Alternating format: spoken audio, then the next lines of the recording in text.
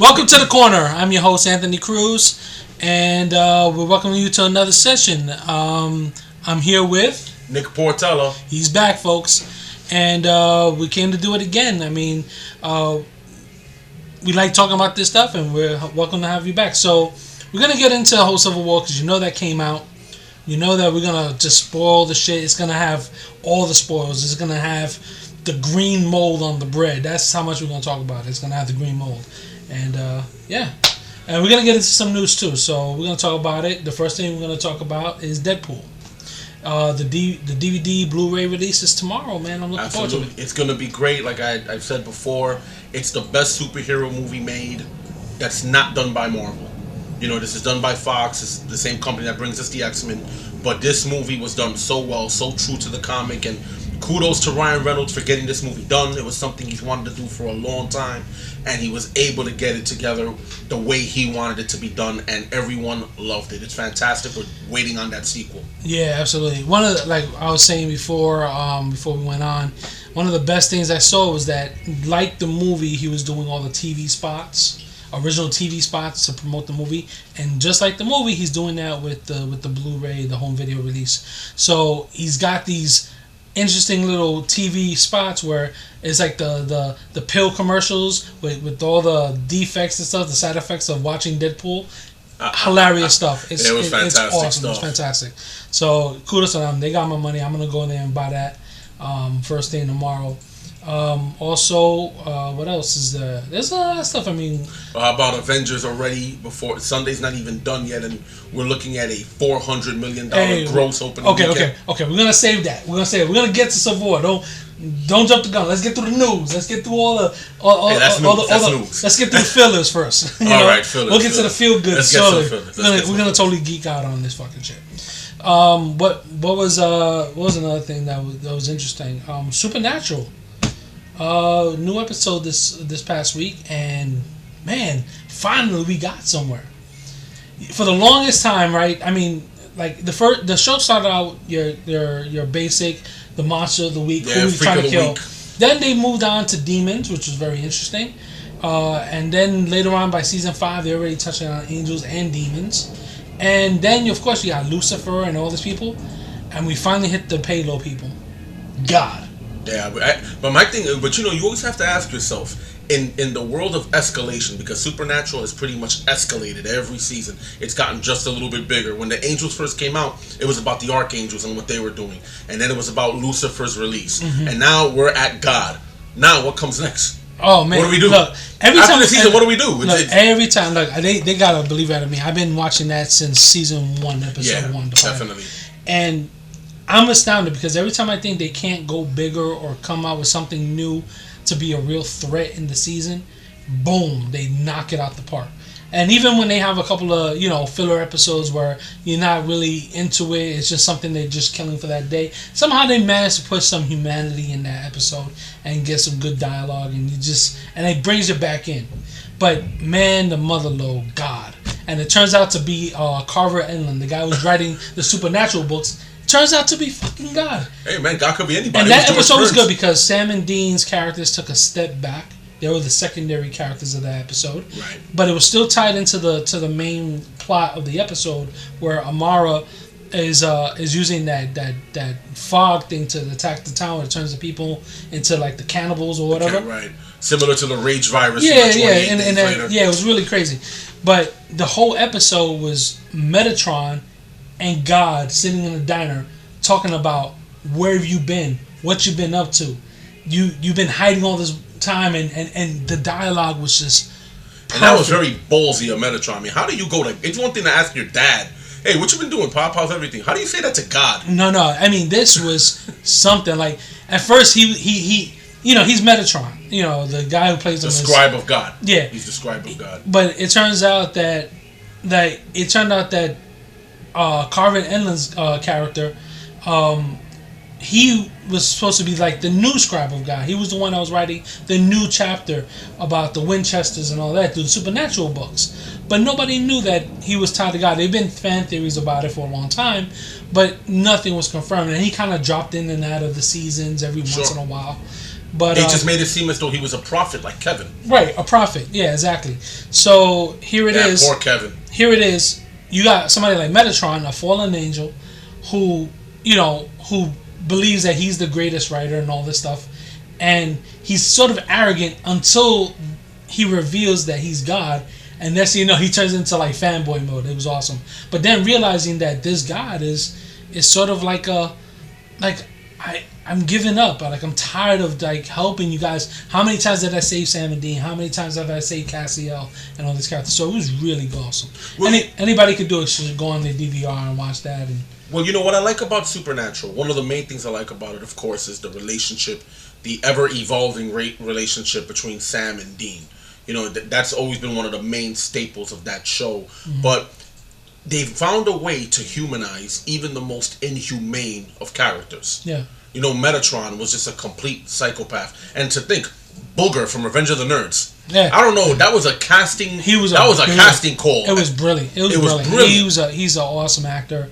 And he jumping between Supernatural. He was also on New Girl. Right. Yeah, absolutely. He played the principal in the school. Really, he's a fantastic actor. I'm glad he's making his bones with these shows. And it was really interesting how, that this season cannot be arguably one of the best seasons, no, but had two of the best episodes in the Supernatural throughout all the seasons. One of them was this episode. The guy was amazing. But there was another one where it was about the car. It was right. And you saw the perspective from inside the car. I think it was a brilliant episode. Yeah, those writers are so creative. And you had mentioned before about there's always at least one episode every season that it's about levity, basically. Mm-hmm. It's about levity.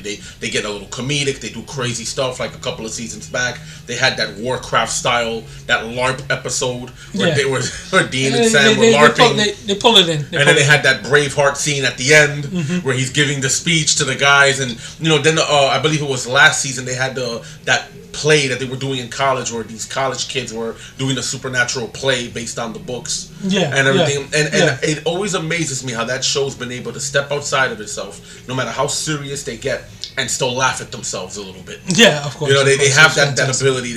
They take themselves seriously to a point, and when they go too serious, they laugh at themselves. And I like that about that show. And they have just such good chemistry. The chemistry with Sam and Dean, the chemistry with Dean and Castiel, and when Bobby was there, that father figure that Bobby was for them, and there's just so much good chemistry on that show. I don't think I can recall a show that's had so much good chemistry among so many different actors at the same time. Yeah. No, they did beautifully. And when the character dies that you gotten used to seeing like Bobby and Joe and all these characters that have come and gone throughout the seasons, it's pretty amazing. Like it was really something. Like you feel it, and that's what the show is all about. Much like the Marvel MCU has set up all these characters, and so that when you get to this new movie Civil War, that you feel for the characters, they do that with the series. I mean, you grow to love these characters, and when they're gone, you feel it. Absolutely. You feel it. What else is out there? Legends of Tomorrow has been picking up as far as episodes are concerned.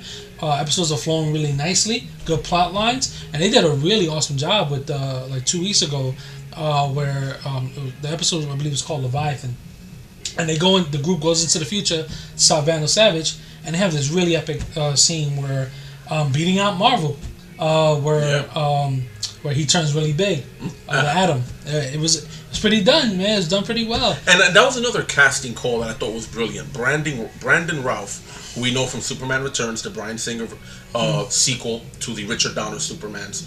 Not to mention, he was in another comic book movie. Dylan Dog, right? Dylan, was it called? Oh, yeah, that's right. Dylan Dog was in another one. But no, he was in a much more popular film, Scott Pilgrim. That's right, he was in Scott Pilgrim. I mean, also. Despite, that movie's pretty polarizing. Some people liked it, some people didn't. But if you're a fan of that comic, that was pretty damn faithful to the comic. So, that's for sure. Say what you will about it. They did a hell of a job. So, yeah, I mean, having him as Adam, and he brings a real human nature to the Adam character, so I liked it. Well, I think, to be honest, Brandon Routh, if you look at him in Superman, he excelled at the parts where he had to play Clark. He was fantastic as Clark. Oh yeah, I mean, but remember, he was as doing an impersonation of the Richard Donner, Christopher Reeve Clark, spot on.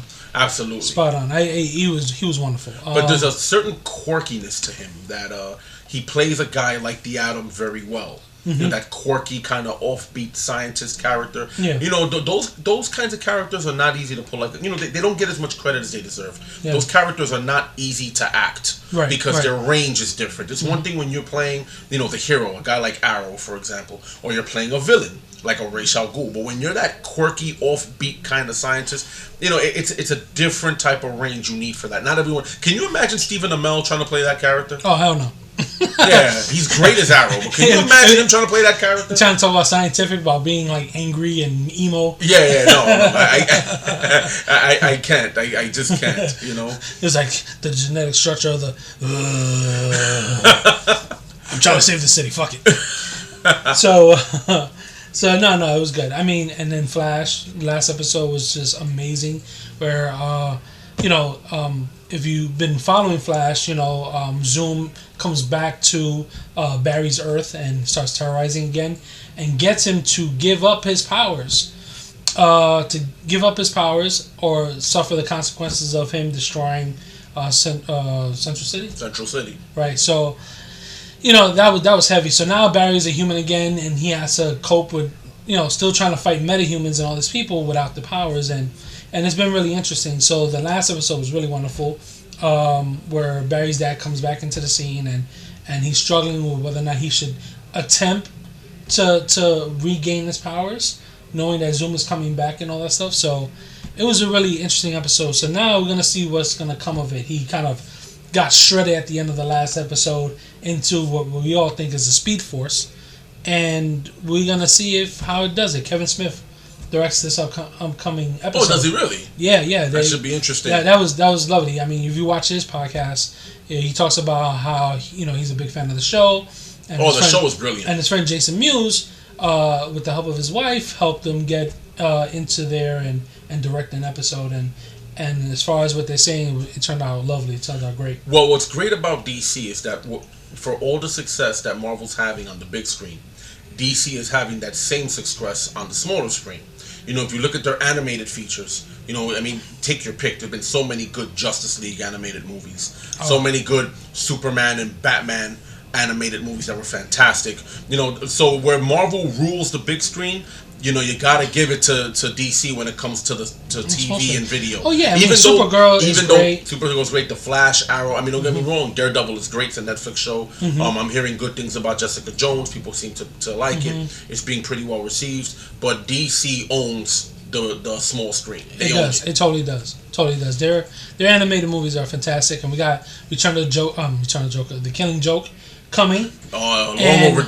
Long overdue, and it's gonna bring back the old cast from the animated series. Luke Skywalker playing the Joker more time. Thank you. Bruce Timm is at the helm. You have Kevin Conroy back as Batman. It's just phenomenal, and it got a rated R rating. So we're gonna see The Killing Joke the way it's supposed to be delivered, the way the graphic novel did, and I can't be happier. Like, this opens up a floodgate of new potential stories that can come out that targets a much darker premise. Absolutely. And it wasn't for the fact that shit was dark enough. But, we can really see some really, really, like, core-centric, hardcore stories. And that's what I'm looking forward to. What kind of craziness can they take me to in a Batman universe? Oh, well, you have The Killing Joke. You have... Death in the Family. There's so many good stories that Batman. Even Court of Owls. Court of Owls was pretty. Was cutting that edge. If it was PG, it was a hard PG. And trust me, like, I love Superman, and he saves lives and all. But every once in a while, I like him to say "fuck off." He goes up to Lex Luthor, and Luthor's like, "I got the world by the balls now," and Superman goes, "Fuck you." Every time I come and take this shit down. So. For the most part, I'm looking forward to see what they're gonna do with it's funny you say that about Superman, because one of the knocks on the Man of Steel movie, which I thought was great, but some people had their criticisms, and one of the knocks on it is that Superman was almost a little too serious, a little too dark, a little too mean, or whatever. But my argument to that is fuck it, go for it, because you know what? For years, all people have been complaining about is how boring of a character Superman is, how he's so white bread and lackluster. So now to give the guy a little bit of an attitude that people want to complain, you know what? Fuck it, keep going with it. Right, you think Superman can't be a manic depressive? His whole planet blows up, gets shipped off to a foster family. You know, they try to kill his mother at every damn turn. Twice they try to kill his goddamn mother. Kidnaps his girlfriend, pushes over a ledge. You think he's a little emo? And not to mention all the shit he's had to take from people over the years without taking their damn head off. Because I swear, if anyone would have pissed me off the way they pissed off Clark, Smallville would have been decapitated. There'd just be loads of decapitation. And think about it, all that power, and you feel the need to hold back. All the time. That would piss me off, man. Constant frustration. You know how much I want to hug Lois so tight? But I'll fucking crush her face in, like, you know what I'm saying? So it's that. So I mean, able to touch these darker points, you know, without going too over the top. But they have the leeway to explore some things that they never did before. And rightly they should, because you know it's a different world right now. We live in a different time than we did when Superman was first created. Yeah. You know, it makes sense now when you look at things that if Superman were real, again, because we're watching these movies under the premise that these characters were real. If Superman was real, how would the world respond to him? They'd be fucking terrified. Yeah. Imagine you're walking down the street and you see a dude able to lift a building. I think everybody would have something to say about that. I'd be like, yo, a little more to the left. Yeah. A little more to the left. But don't drop that over here. All right, so what else is going on? There's talks like, so I was mistaken. I was under the impression that they had signed on Supergirl for season 2. From what I understand, that's not so much the case. Oh, okay. But they are trying to find a way to salvage so they can continue that story, because they really seem to be behind it. But it's a new show, so new shows are harder, and it's on Channel 2. Yeah. And the last show on Channel 2 to do really well was Walker, Texas Ranger. Nah, they've had some hits. No. But okay, so here's what he's the new star. He's the C in CBS. Oh shit, we're not gonna go there. At least not right now. We're gonna talk about Chuck later. There's plenty of Chuck jokes out there. All right. So here's the idea that they're having with this. They're thinking about, one of the ideas is that maybe moving the production from L.A. to Vancouver. That solves monetary issues. Okay. You know what I'm saying? You know, for licensing, for filming in the city, cheaper cost. They CW has a lot over there. I was gonna say, isn't Arrow filmed over there? Arrow is filmed in Vancouver, so it's Supernatural and all that stuff. Those are all CW shows and CW lots over in Canada. So by moving that, and since Greg Berlanti is the head honcho for these shows, including Supergirl, it kind of makes sense to kind of put them all in one umbrella. The second thing was maybe shifting Supergirl to the CW. If they do decide to cancel it, CW picks it up, so that they can have all these shows under one umbrella, under one universe, and sort of integrate her into the overall DC universe. Because they did the crossover episode, but the way they did it was that, you know, Barry jumped into another dimension where Supergirl exists. So if they brought it over there, there's some issue. But then there's the other issues that if they move that show, where does the actors and the actresses that play in that show, where do they come in? You know, because they'll have to uproot and move over there. You know. Right. Well, I'm pretty sure for the money that can get thrown at them, the moving will probably be the least of their issues. Maybe. I will say though that there's a few problems with Supergirl. No, one of the main problems with Supergirl is this: it's a very girl power type of show, and you know those types of shows are good. I mean, in terms of their ratings and everything, but there's only so much of that the comic book fan is going to be willing to put up with. You know, it's a different type of dynamic. Another thing with Supergirl also is she kind of falls prey to being the lesser of Superman, which is a problem. You know, she's like Superman, but not quite like Superman. She doesn't have any awesome villains to call her own. You know, there's no one really that you can think of. When you think of Supergirl, there's really no phenomenal villains that jump at you. When you think of Arrow, all right, granted, they used Ra's al Ghul, they used certain people. But when you look at all the top guys, you know, when you think of Batman, you think of the Joker, you think of the Penguin. When you think of Superman, you got Lex Luthor, you got Darkseid. You think of Supergirl, and what do you have? Crickets. Yeah, pretty much. There's no one, you know, there's no one, there's not a threat. But I mean, that is an issue. but any smart writer can do that. Because look, Ra's al Ghul is not an Arrow villain. Yeah, not traditionally. But they made him one. Yeah. And even Deathstroke is not an Arrow villain, but they did it. So you can do it. It's just having, I say, what makes sense. Right. You know, because we didn't get a Batman show, we got an Arrow show, and Arrow is our Batman. It's our TV Batman. Essentially. So it was like, well, the hell with it. Let's throw in some Batman villains. They work perfectly. They're not superhuman in any sense of the word. They're strong, they're powerful, but they kind of fall within that lines that Arrow can take. And now, as the show progressed, they got into more, dynamic and magical beings and more transdimensional beings and stuff like that. So, really interesting stuff. So, we'd like to see what's going on. Arrow's been great. I mean, you had some big events that happened on the show. I mean, Laurel, they killed off Laurel. Yep. Black Canary's gone. Done. Which I'm going to tell you, I'm not going to shed too many tears over Laurel. Well, you know what? That's kind of the same things that the creators was talking about. That's kind of what the creators were talking about, because it was like people was like, oh, what about the romance between Arrow and Black Canary and all that stuff? And he said, he was like, it's been done. We did it in the beginning. We can actually move on from that. Yeah. Yeah, you can kind of tiptoe back to it, but let's take it to unexplored territory. Basically, that's what the premise was. So, yeah, I mean, let's see what they take it from here. I mean, they haven't even revealed to her sister, the White Canary, who got brought back to life. Yeah, who got brought back to life? Who was the original Black Canary? Who's now the White Canary? Who's now the White Canary? This shit makes my head hurt. How come there's not a Purple Canary? I don't fucking care. Okay. But I mean, like, it's just there's a lot of plot points that can stem from this. So it was a big event, and this villain feels the most threatening. They have Damien Dark as the headline villain of the season, and he's been phenomenal. The actor's phenomenal. Well, the actor's phenomenal. That actor has a presence on screen. He really does. Yeah, totally. And he's felt like a real threat. Even more so than Ra's al Ghul. Right, which is saying something. Which is saying a lot. And trust me, Ra's al Ghul was awesome, and even the guy who played him, he was phenomenal. He was great. So, so having that as this year's villain would make the show much more interesting. It was great. A lot of change-ups on the show, all for the good reasons. So with that, that's good too. Stephen Amell's a guy that I could see.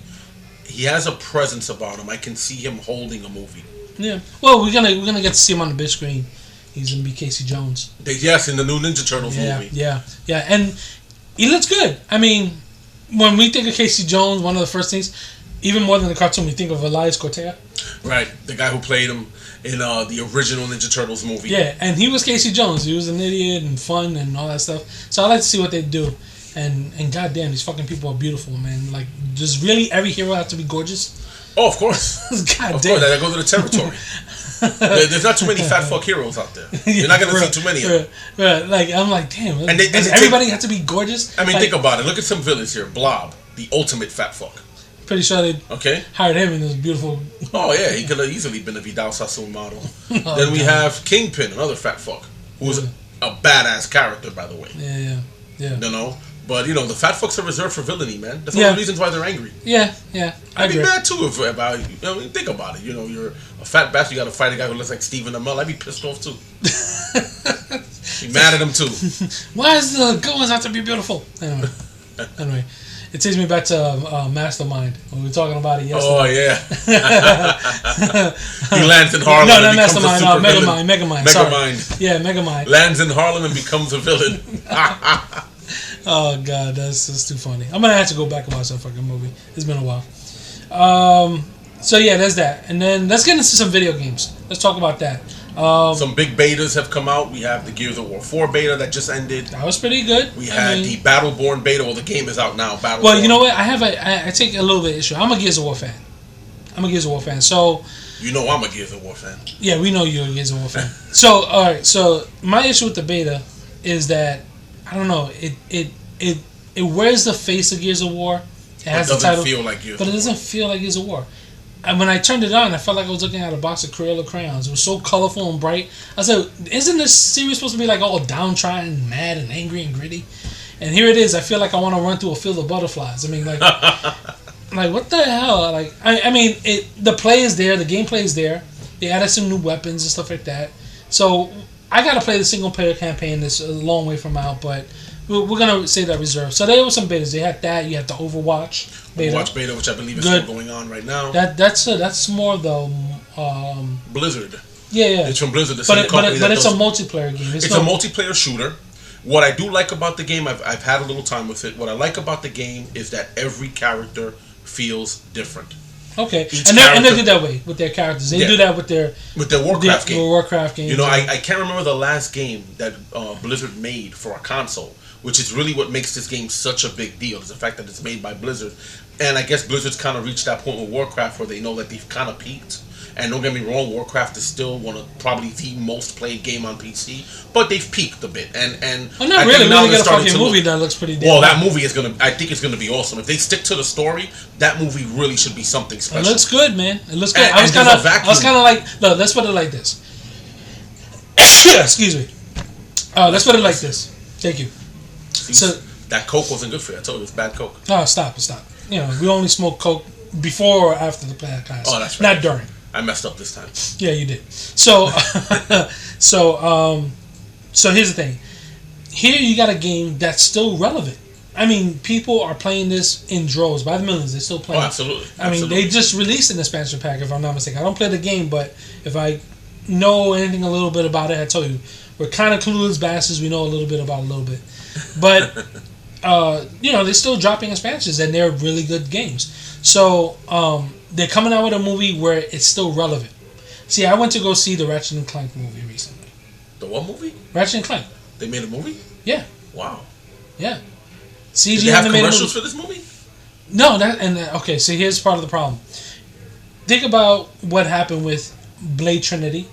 Ugh. The Mummy 3. Was a Mummy oh god. Dragon Tomb thing? Yeah, where Jet Li was something like a mummy. Each one of those movies, including this one, kind of just popped up out of nowhere and said, "Hey, we have a movie," and there was no marketing behind it. No build up. There was no build up. Nobody was really aware. So these movies came and went almost instantaneously. And here it is. You have a game that was hot. Maybe like I would say, to be nice, maybe as far as 7 years ago. Like I haven't heard of Ratchet and Clank recently. This is a game that was relevant like 10 years ago. And you come out with a movie now, and then you come out with a movie that doesn't hold up. It doesn't hold up well. I mean, the animation is nice enough, but when I went to the theater, I don't even think it was in high definition. Like it was crazy. I was watching this movie, and I'm like, I don't know, maybe the theater sucked. Like my experience of watching this movie wasn't good to begin with, because I don't know, it didn't take up the whole screen. So that was already. So basically, we went to see a movie about a game that was at its peak about 9 years ago with graphics that are a step above the PS4. Yeah, probably. I mean, like I'm not gonna hate on it too much. I'm sure these people worked very hard on it, but why? Nobody really asked for a Ratchet and Clank movie, and when they did, they didn't give it to us. You know what I'm saying? That's like them. You know, well, the good thing about Capcom is that when they made a Resident Evil movie. You know, you had the movies with the Mila Jovovich, and they're a great front for drug money. And I don't know, because these movies are they're cult. They have a cult following, right? People go to the movies to watch that series. Well, you know, I paid money. I go to see them. Well, you know, the Matrix ended, so we needed another Neo, and we got Mila Jovovich. But that's the crazy thing about it is that here it is. Who's funding this movie? Like, I know they can't do it with just my $20. You know what I'm saying? But, I mean, like, really, who's funding this movie? And we have like 5, 6. We have like 5 or 6 of them. And they're coming out with another one. You're kidding. Yeah, they're going to finish off the series, I think. So here it is. You got these movies. I'll see that movie just because it's ending. But Capcom on the back end, straight to DVD or Blu-ray releases of CG animated versions of their games. You know what I'm saying? Or storylines that fit in and around the games. So you have one with Leon Kennedy. I think both of them, Leon Kennedy and they were good. They were good movies. You know what I'm saying? But they felt kind of relevant because the Resident Evil games are still coming out. The Mila Jovovich, they re-released a big pack on Blu-ray, and then they're gonna come out with the new movie, right, coming soon. So they feel when you watch these movies, they're like, all right, these are still relevant. I can relate to these things. Ratchet and Clank, I don't know, man. Like, what was the last game they did, and how long ago? I think they made I think they had a Clank game. There was a game on Just Clank. If I recall possibly. Correctly. I really that was a ways back. That was a ways back. That was a ways back. So yeah, I don't know what the thing was of all the games. I mean, if Sony wanted to take one of their properties and make a movie, why not God of War? That still relevant. People still talk about this game. Yeah, that's one of my all-time favorite games. That's their flagship. That's their flagship game. That's their Halo. Or for their version of Halo, like that's their key thing. That when you think about PS4 or PlayStation, God of War is up there. That's what next to the Nathan Drake series, which they also could do a movie on. They just drop in another game that comes out. Oh, Uncharted could easily be a movie. Yeah, it would probably be a phenomenal. Make a shit ton of money. It's phenomenal. So I was kind of weird. When I went to go see this movie, I'm gonna support it because it's a video game movie. And like video game movies and comic book movies, you don't have to ask me twice. I'm gonna go. You know what I'm saying? Yeah, it's the loyalty. Kicking and screaming. Look, I saw Fantastic Four in the movies despite the reviews, just to support as much as I can, because you know what, it's the fans that are really like making this thing a reality. I as much as I love comic book movies, I could not bring myself to watch that movie. The second I saw Michael B. Jordan, who was excellent in Creed, by the way. There's nothing against him. I loved him in Creed. He's phenomenal. But when I saw him as the Human Torch, I knew this was going south very quickly. Yeah. When I first heard that they were making this movie, at first I was excited. I thought, okay, maybe this time they'll get this right. So I said, okay. I was a little excited. Then I saw the previews. Then I saw Michael B. Jordan. Then I saw that Sue Storm was adopted. And I said, holy shit, I'm getting away from this as far away as possible. Abandon the ship. Abandoned ship. Well, you know what? I mean, with that movie, there's always pleasant surprises. Deadpool was the main example of that. People was like, Green Lantern, Deadpool. Then we saw the test footage and we liked it. And it was like, okay, but still Ryan Reynolds, right? And then Deadpool came out and look how surprised we were. So we had to take the benefit of the doubt. Fantastic Four, they're going with a new approach. It's a lot more dark and grittier. And we didn't have enough information about the movie to really make an assessment. But then we saw the movie. And there lies the problem. So, I mean, with that, I still support it. Because, like I said, without the fan support, the studios are afraid to make these kind of movies. And that's kind of what happened. Back in the day, I mean, that's how come we didn't get video game movies for quite some time because of Super Mario Brothers. John Leguizamo, why? I mean, even still, like he's a hell of an actor, but he's fantastic. But when you get a movie that's just plagued with production problems and ideas and. Well, I think a lot of it also has to be fair. It definitely plays it definitely does. But to be fair, I think a lot of it also has to come down to who is making these movies. Let's look at it this way. For the longest time, people were saying we couldn't get a good superhero game. That was the knock on superheroes. Every game that had come out that had been based on a superhero, for the most part, sucked. But why is that? Is it because video games can't make a good comic book movie? No, it depends on the company doing it. When they did Batman, when Batman Arkham Knight and Arkham Asylum and the whole Arkham series came out, those games are phenomenal. And it reinvigorated people's belief that comic book characters can be good games. X-Men Legends, take it back to the PlayStation 2. Great game. Marvel Ultimate Alliance, great game. But again, it comes down to the people making these games. True. It's the same thing with movies. If you get the right... Because look, not every game is going to translate well into a movie. Mario Brothers is definitely not something you want to make a movie about. But I tell you what, there could be a good Zelda movie. There can be an awesome Halo movie. There can be a good Gears movie. Absolutely.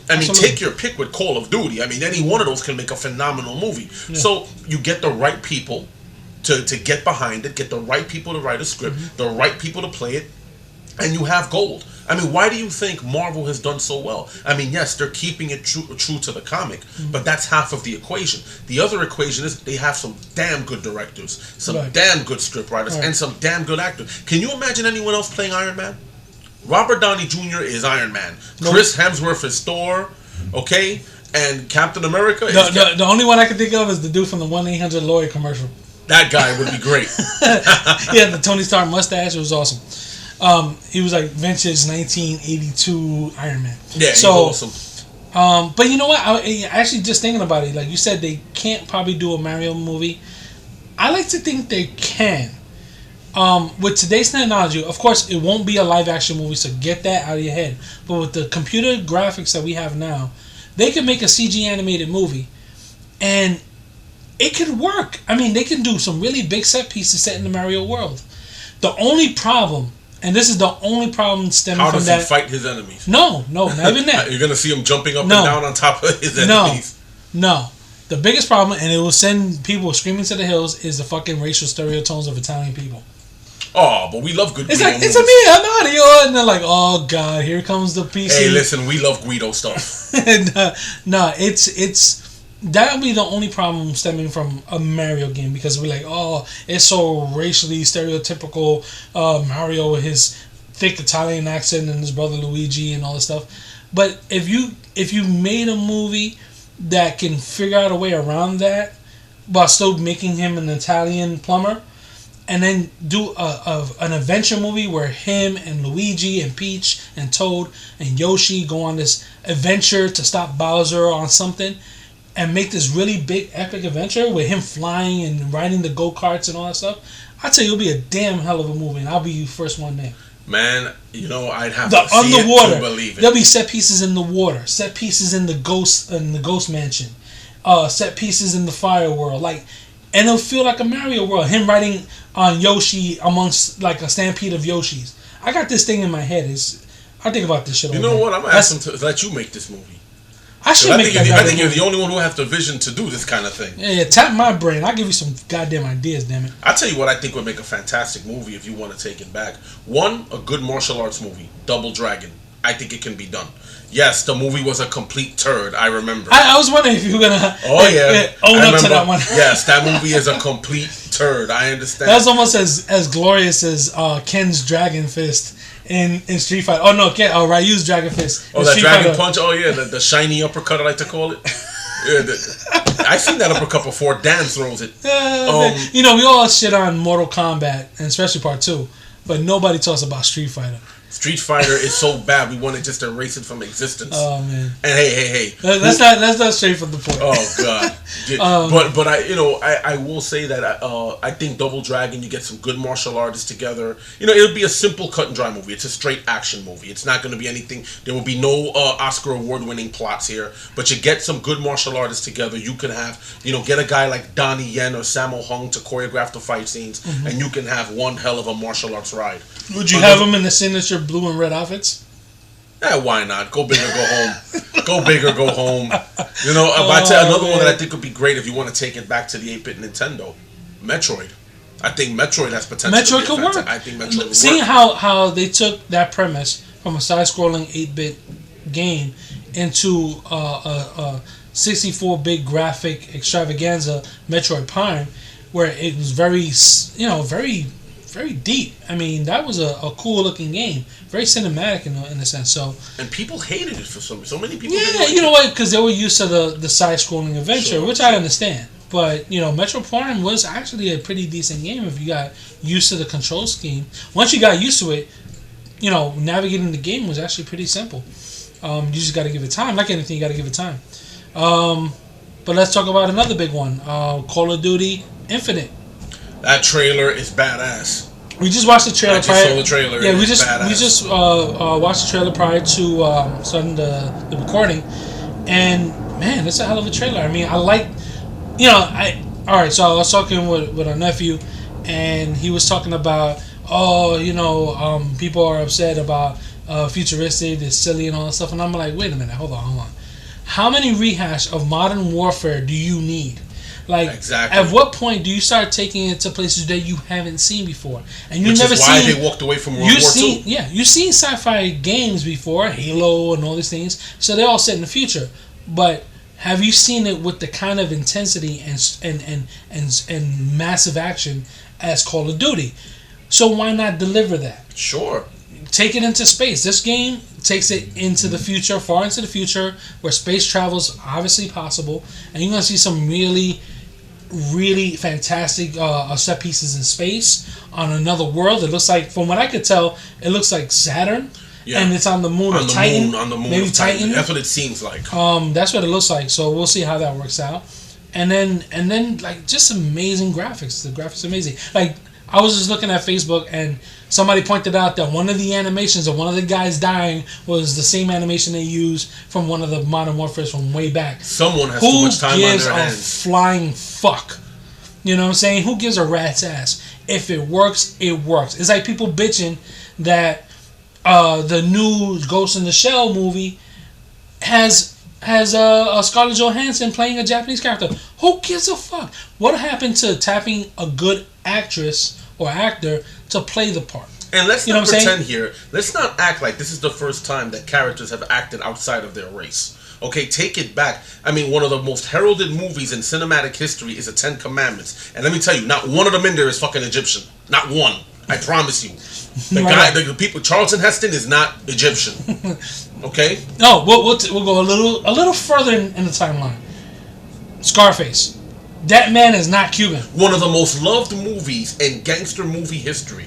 Let me tell you, actually, I think there was a poll not too long ago that most guys between the ages of like 35 and 20, they're one of their top 5 favorite movies is Scarface. You'll hear that from almost all of them. And what do we have here? An Italian playing a Cuban. No, and double faux pas. He comes back to play a Puerto Rican Carlito's way. Look, I love Al Pacino. And he acted the hell out of both of those movies. Oh, yeah, he's fantastic in both of those movies. But nobody bitched about that. Nobody complained. Why? Because Al Pacino. But Scarlett Johansson has a little bob cut, and they just lose their mind. They're like, she's not Japanese. Stop bitching. Stop it. You got to remember, companies put millions of dollars to entertain your ass. Entertain your ass. So, and they want to make a return on that. Right? So, what do? Do you tap a person who's experienced that could pull off the part? Or do you risk it with somebody unknown to put in the part and nobody goes to see it? Because I'm going to tell you like this. You take somebody unknown, which you're probably doing the right thing. You take a person, Japanese descent, to play that character, and she probably will do a good job. But who's going to see it? Just the fans. And how many fans know about Ghost in the Shell? Not enough to make a box office return. Not enough. Not enough at all. The only way that would work is if they made an independent movie that went straight to video, that was released in maybe a few select theaters. That'd be the only way they'd see any profit. But if they want to make a big budget movie, they have to appeal to people across the board. And that's something people don't understand. You know, the supposed hardcore fan wants a movie geared only for hardcore fans. But there are only but so many hardcore fans. Yeah. They have to be able to do something that reaches the... Now, granted, do I think they should stray too far from the source material? No. This material is what made this comic or cartoon or whatever medium it is popular to begin with. But you need to find a way to bridge the gaps. Exactly. You have to bridge those gaps or your movies are going to flop. Yeah. So you might have a great product and you have a great movie and maybe word of mouth eventually brings in some profit. But you know what? I guarantee you put a movie that nobody knows who the actors are, they're not going to spend it. The movies are expensive. They're not going to spend their money on a movie they don't know is going to be good or not. They don't know none of the actors. They don't have no history with the actors. Not the average moviegoer anyway. Only the fans. So now you got a studio dishing out $125 million on a movie. Maybe they'll go the Deadpool route, 50 million, right? Sure. So here we go. You got that movie, $50 million. And you make $20 million in return. Now the studio has flopped. The studio has flopped that movie because nobody went. And they'll make a little more money when it goes to home video because the fans still will probably buy it because it's a good film. But now, here it is. Now these actors can't get jobs because they don't bring in returns. Sure. Because studios act in fear. They don't act in confidence. They act in fear. And you see it across the board in all forms of entertainment. Again, we go to video games like we were talking about earlier. Why do you think what you're seeing more in video games now during this console generation are remakes and remasters or direct sequels to big budget titles that are proven sellers. You're not getting as much independent stuff or as much new property as you once did. I mean, it's there, but it's coming much slower than it used to. Yeah, it's an installed fan base. It stalls. So they know that somebody like Scarlett Johansson brings in crowds. They know it. They say, "Oh, that's Black Widow. That's that girl from Lucy. Oh, she's awesome. She was that chick in that movie who does the voice of the phone sex thing. Bring her in, yeah." And you know what? We'll give her a Japanese name and we'll cut her hair in a bob cut, and then she'll kick all kinds of ass. I'll go see that movie. I'm curious, man. I was a fan during my Japanese anime heyday back then. I was watching anything that came out. Ghost in the Shell is a classic. It's kind of convoluted. I don't know what they're gonna do with that story because Japanese anime, like their style of storytelling, doesn't always translate well to what we Americans like. It's a different style of storytelling. A lot of their endings are a little convoluted or open, and it's subject to interpretation. That's not necessarily what Americans like. Mm-hmm. So I don't know where they're going to go with this script, but it's going to be interesting. It should be a fun ride, and I'm looking forward to seeing some of those action sequences. I think that should be really entertaining. Oh, yeah. Because Scarlett Johansson has proven she can handle good action sequences. So this should be interesting. Absolutely. So, touching on that and about the Call of Duty game, it was like, oh, it's in the future. So there's a lot of fanfare about, Call of Duty, but they're giving you, they hated on, from what I hear about Black Ops 2, or Black Ops 3, I'm sorry, Black Ops 3, Call of Duty Black Ops 3, is that the multiplayer isn't fun and all that stuff. Okay, fine, it's not as fun. People are jumping around and all that stuff. But you play that single player campaign, and I haven't heard anybody said that the single player campaign sucks. Well, that's their focus. Their focus is to deliver a story. The multiplayer, sad to say, it's not an afterthought, but it's secondary. It is secondary to the story. They give you a story, and the story is quite good. I played the game, and I enjoyed it. Did I play the multiplayer? No. Because for me, my whole thing about Call of Duty, if it's a military shooter, I want to feel like a military shooter. I don't want to feel like I'm playing Halo. For that, I play the Halo. Right. You know what I'm saying? It makes sense. But look, this is the cream on the crop on this new one. They giving you Call of Duty Modern Warfare Remastered. Oh, and that's a classic. That's a classic. They show some snippets of the remastered look, and it looks gorgeous. I can't wait to play that. Well, Call of Duty, the very first Modern Warfare was one of the first. It was the first Call of Duty I've ever played. Mm-hmm. I was never big on the World War II games. I play first-person shooters, but I play them selectively. But I tried Modern Warfare 1, fell in love with it. It's a phenomenal game, so getting a remastered version of that is really a treat. Mm-hmm. It's a treat. And to all these people criticizing, my answer is this. You have to ask yourself what it is do you want. Do you want improved versions of the same game you've played 100 times already, or do you want something new?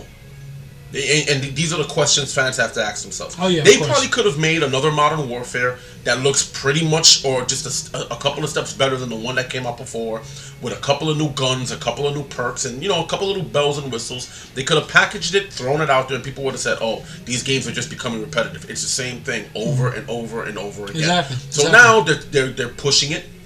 They're doing something that hasn't been done before, which is something I've been waiting for. Actually, it's a futuristic game, but it's not Star Wars futuristic. It's not Star Trek futuristic, but it's just far enough in the future where it still seems plausible.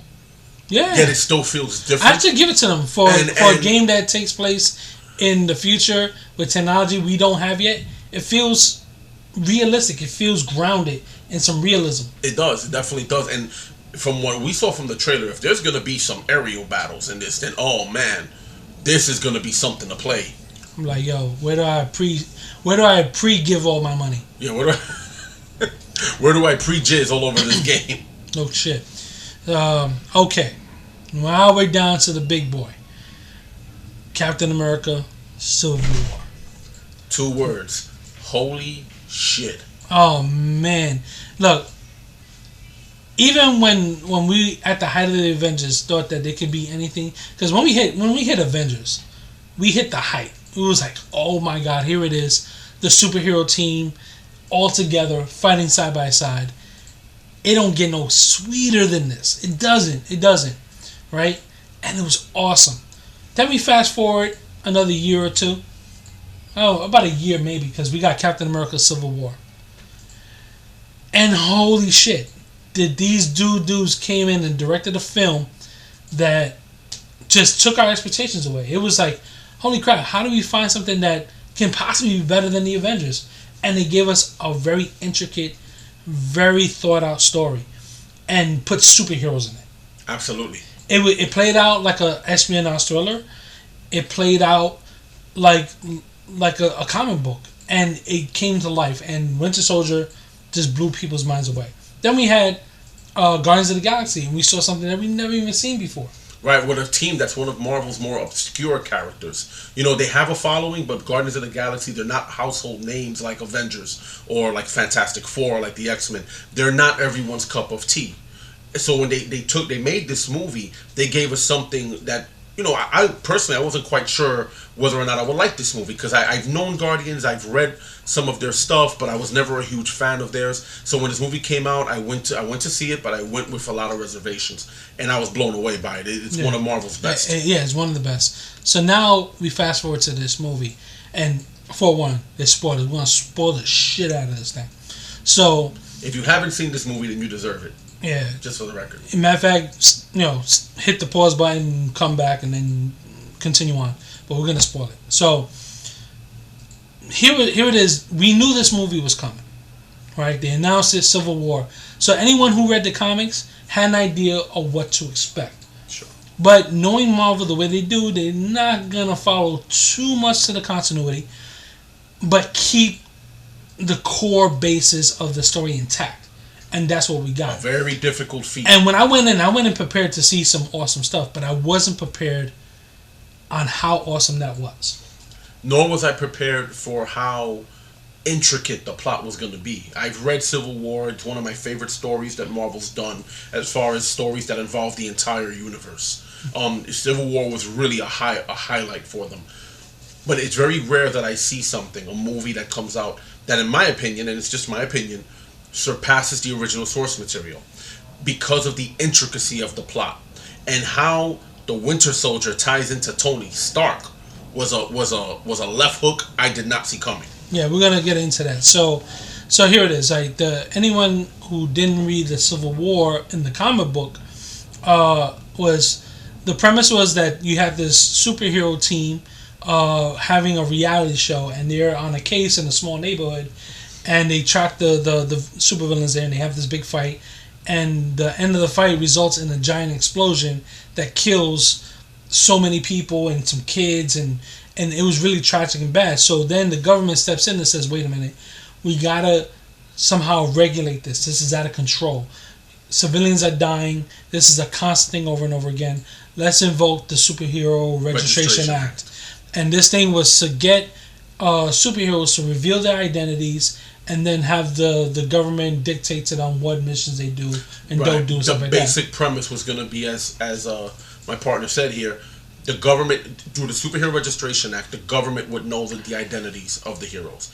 It doesn't necessarily mean the general public would have known, but the government would have known their identities. Right. And they would become, in essence, government employees. Mm-hmm. And the government would dispatch them when and where they saw fit. Mm-hmm. Now, Captain America, which is an odd twist, having someone named Captain America, someone so patriotic like him, being totally against it. That was the twist here. And yet someone like Tony Stark, who has always been known to buck the rules and buck the system and do his own thing, was all for it. Mm-hmm. And that was a brilliant little twist amongst those characters. Mm-hmm. And Captain America was completely against it because he felt as though superheroes need to remain above politics. Mm-hmm. You know, they should not be dictated to as to who the enemies are, because then they become no more than puppets for the government. And superheroes should be better than that. Tony Stark, and not just him, but Reed Richards also was the Fantastic Four. The entire Marvel Universe was included in this. And Reed Richards and Tony Stark were of the like mind that this is where this was going to begin with. At some point, the government was going to step in. Mm-hmm. We were lucky to have operated on our own as long as we did. Mm-hmm. And we've reached a point now where the government's going to take over, and this is just the way it's going to be, and there's nothing we can do about it. Right. So the best thing we can do is jump on it ahead of time and try to work it in our favor while we work for them. Right. And so hence battle lines were drawn. Right. Some superheroes registered, some didn't, and you had Civil War. So here it is. You have a comic that's divided right in the middle with the heroes, and all the conflicts ensue. You know, people fighting people. You know, the team split up. The big guns like Thor and Hulk were removed because any one of them can tip the sides of the battle, and this movie played out a lot like that, but they shifted it in a way so that it fits with the continuity of the Marvel Cinematic Universe. Here it is. You got the events of New York, the battle against Loki's army. You have the battle that happens in Sokovia. All these little events that was happening that caused collateral damage all played a part in a thing called the Sokovia Accord. Much like the Mutant Registration Act, here it is.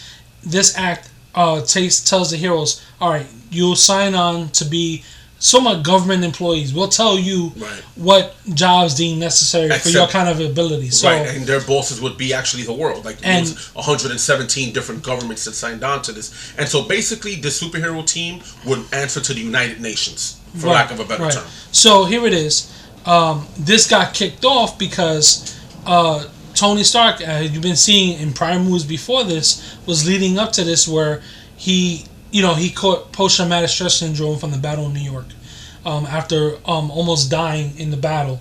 The thing that happened in Sokovia, which he was directly responsible for Ultron being created, and so on and so forth. So he gets cornered by this woman whose son died, and that hit home, So, and then all the things that happened prior to that, post-traumatic stress syndrome that he received from it. So now he goes into agreement with General Ross, who is now the secretary. And they come up with this accord. And next thing you know, they show up to the Avengers mansion and say, all right, this is how it's going to be now. You can either sign with us or don't sign with us. And that's where the rift happens, because Captain America's like, no, we got to, just like in the comic book, we got to remain above politics. We got to remain above the government, because the government can sway us in what they deem fit as necessary. Right, and they all have their own agendas. Right, and it was really interesting because what's beautiful about this movie is that when the dialogue happened, like, you hung on every word because everybody in the room had an opinion. It wasn't just like, oh yeah, I think you're right, and no, each one had something to say about it. And then you see those little conflicts starting to build up between the characters in the very room that they're speaking. They're like, oh, but if we do this will happen. If we do that will happen. And just seeing that, even people who are really tight just coming to heads about how things should be viewed. And that was brilliant. Because even if this was a single solitary movie, you had enough in those scenes to be invested in those characters and say, holy shit, they make a good point, and that person makes a good point, and I really can't see where the errors in both their logics. You know what I'm saying? It really depends on your personal view, right? What you feel and is what you wrong. think, and then now start a whole fight in the movie theater, and we'll be punching each other in there. So there'll be two civil wars going on. But it was brilliant, and then even like they didn't rush it. They didn't rush the actual fighting. The conflict was there, but it just took things to progressively get to the point where they're trading punches, and that was brilliant. I mean, like, here it is. You have what Crossbones. Mm-hmm. It starts off with Crossbones, and it was because this battle with Crossbones happened. Scarlet Witch was directly involved in the death of some Wakanda delegates that were there. That were there on a peacekeeping type of. They were there in a peacekeeping capacity. Right, exactly. So that kind of kicked off the whole thing. That was kind of like the straw that broke the camel's back, basically. Right. And another thing that this movie did that was brilliant also was introduce Black Panther and the nation of Wakanda. Wakanda had been hinted at in the last Avengers movie in Age of Ultron. They hinted at it with the whole vibranium thing. But they went full out and they showed King T'Chaka and then T'Challa, his son, who's Black Panther, and they introduced him into the fold, and he fit in perfectly. It was a great casting choice. And they didn't waste time with story set up and not story set up, but I'm talking about like origin stories and where he comes from. No, in this movie he is Black Panther. Yeah, he's Black Panther. He's the protector of Wakanda. That's all you need to know. And they did it in a way that they didn't reveal that he was Black Panther and you already know and you're just waiting for him to be in the suit. They did it in a way it was like, oh, he's the dude's son and you know he's directly involved and he wants to get revenge for his father's death because they were having this meeting to sign the Sokovia Accord, and then something happens where the whole place gets blown up and T'Challa's father dies, and now it's now this is where the punches are being traded because now it's like, oh, you could have stopped this or you could have avoided this if you would have just signed the papers and all this stuff. So it really kicked into high gear. So when he comes out as Black Panther, you're like, wait, is that who I think it is?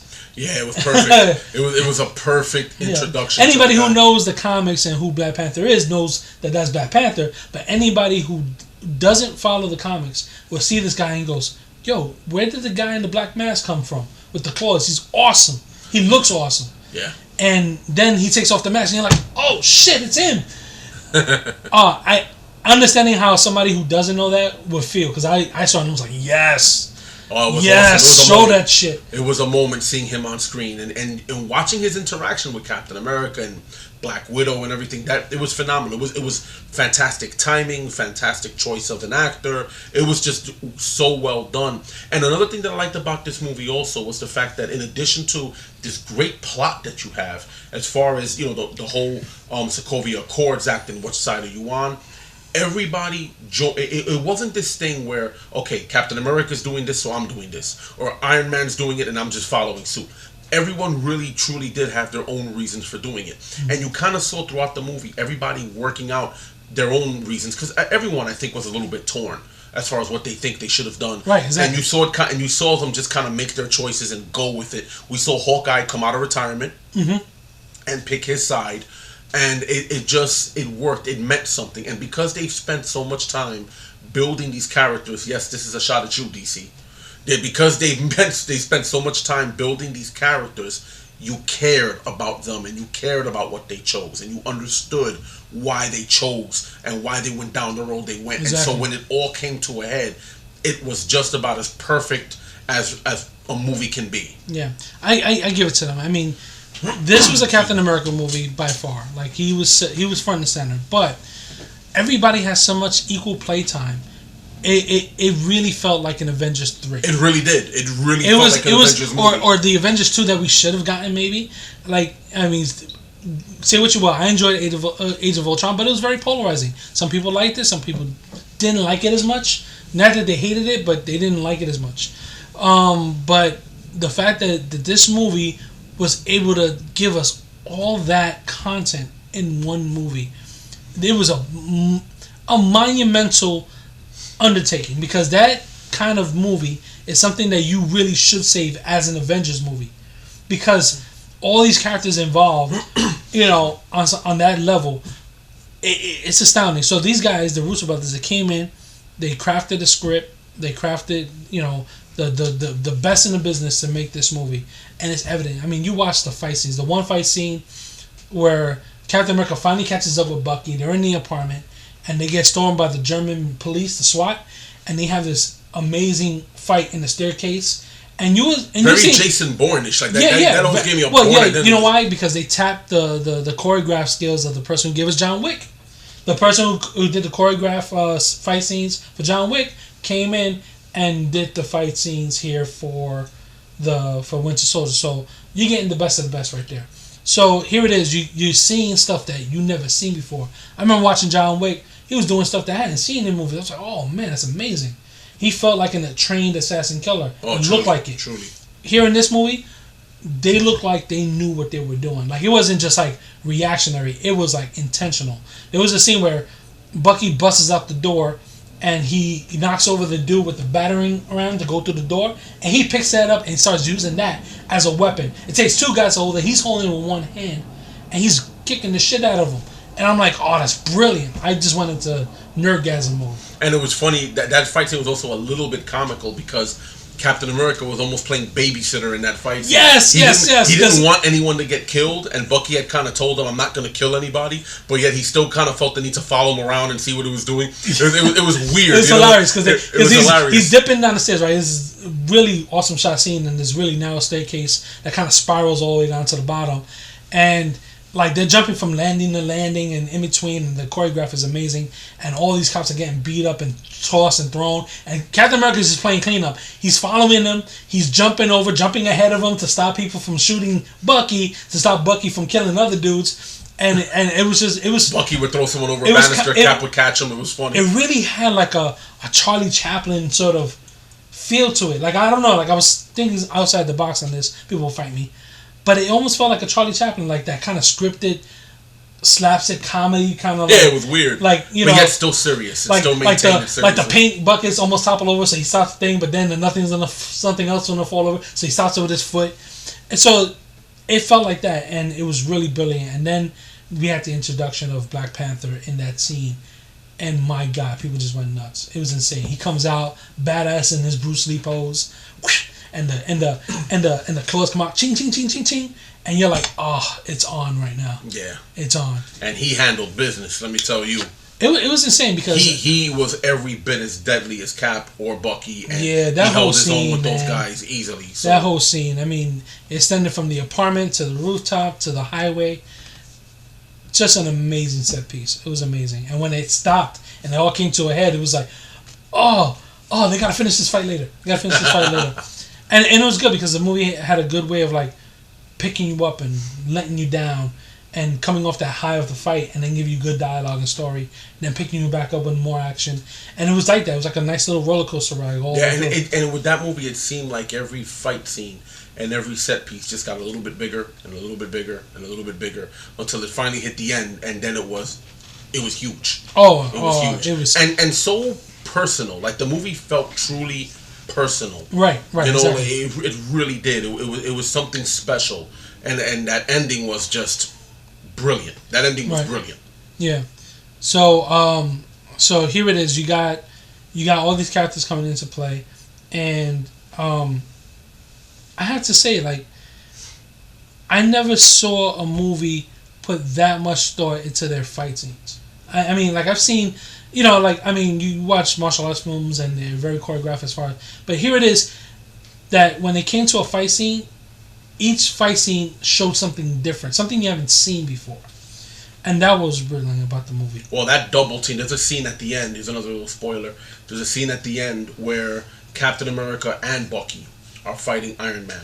And that had to be one of the most well-choreographed fight scenes in terms of tandem offense. Well, in terms of tandem offense and tandem attacking, that's one of the best, maybe the best I've ever seen. Now, the Hong Kong, if anyone here out there is a fan of Hong Kong martial arts scenes, you see that those fight scenes many times when done by the right people, like a Donnie Yen or a Sammo Hung, those fight scenes are so intricately choreographed.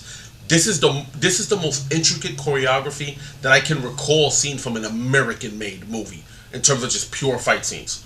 You know, it was very intricate, very well thought out. And again, that last scene when they're both attacking Iron Man, the back and forth between the two of them, how they played off of each other's skill, it was brilliant. And it all happened so fast. Yeah. You know, it happened so fast, but not so fast that you couldn't catch it, but just fast enough that you could see the skill and the speed of both of the combatants. Right.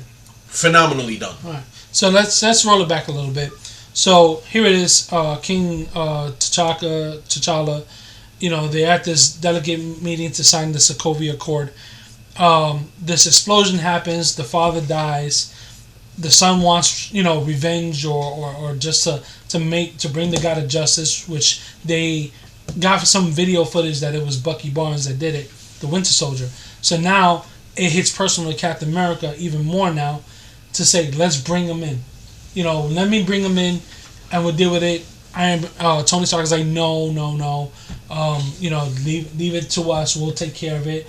We're gonna shoot first, ask questions later, kind of thing. And it just comes to a head, and it really comes down. The way they tied everything in was beautiful done.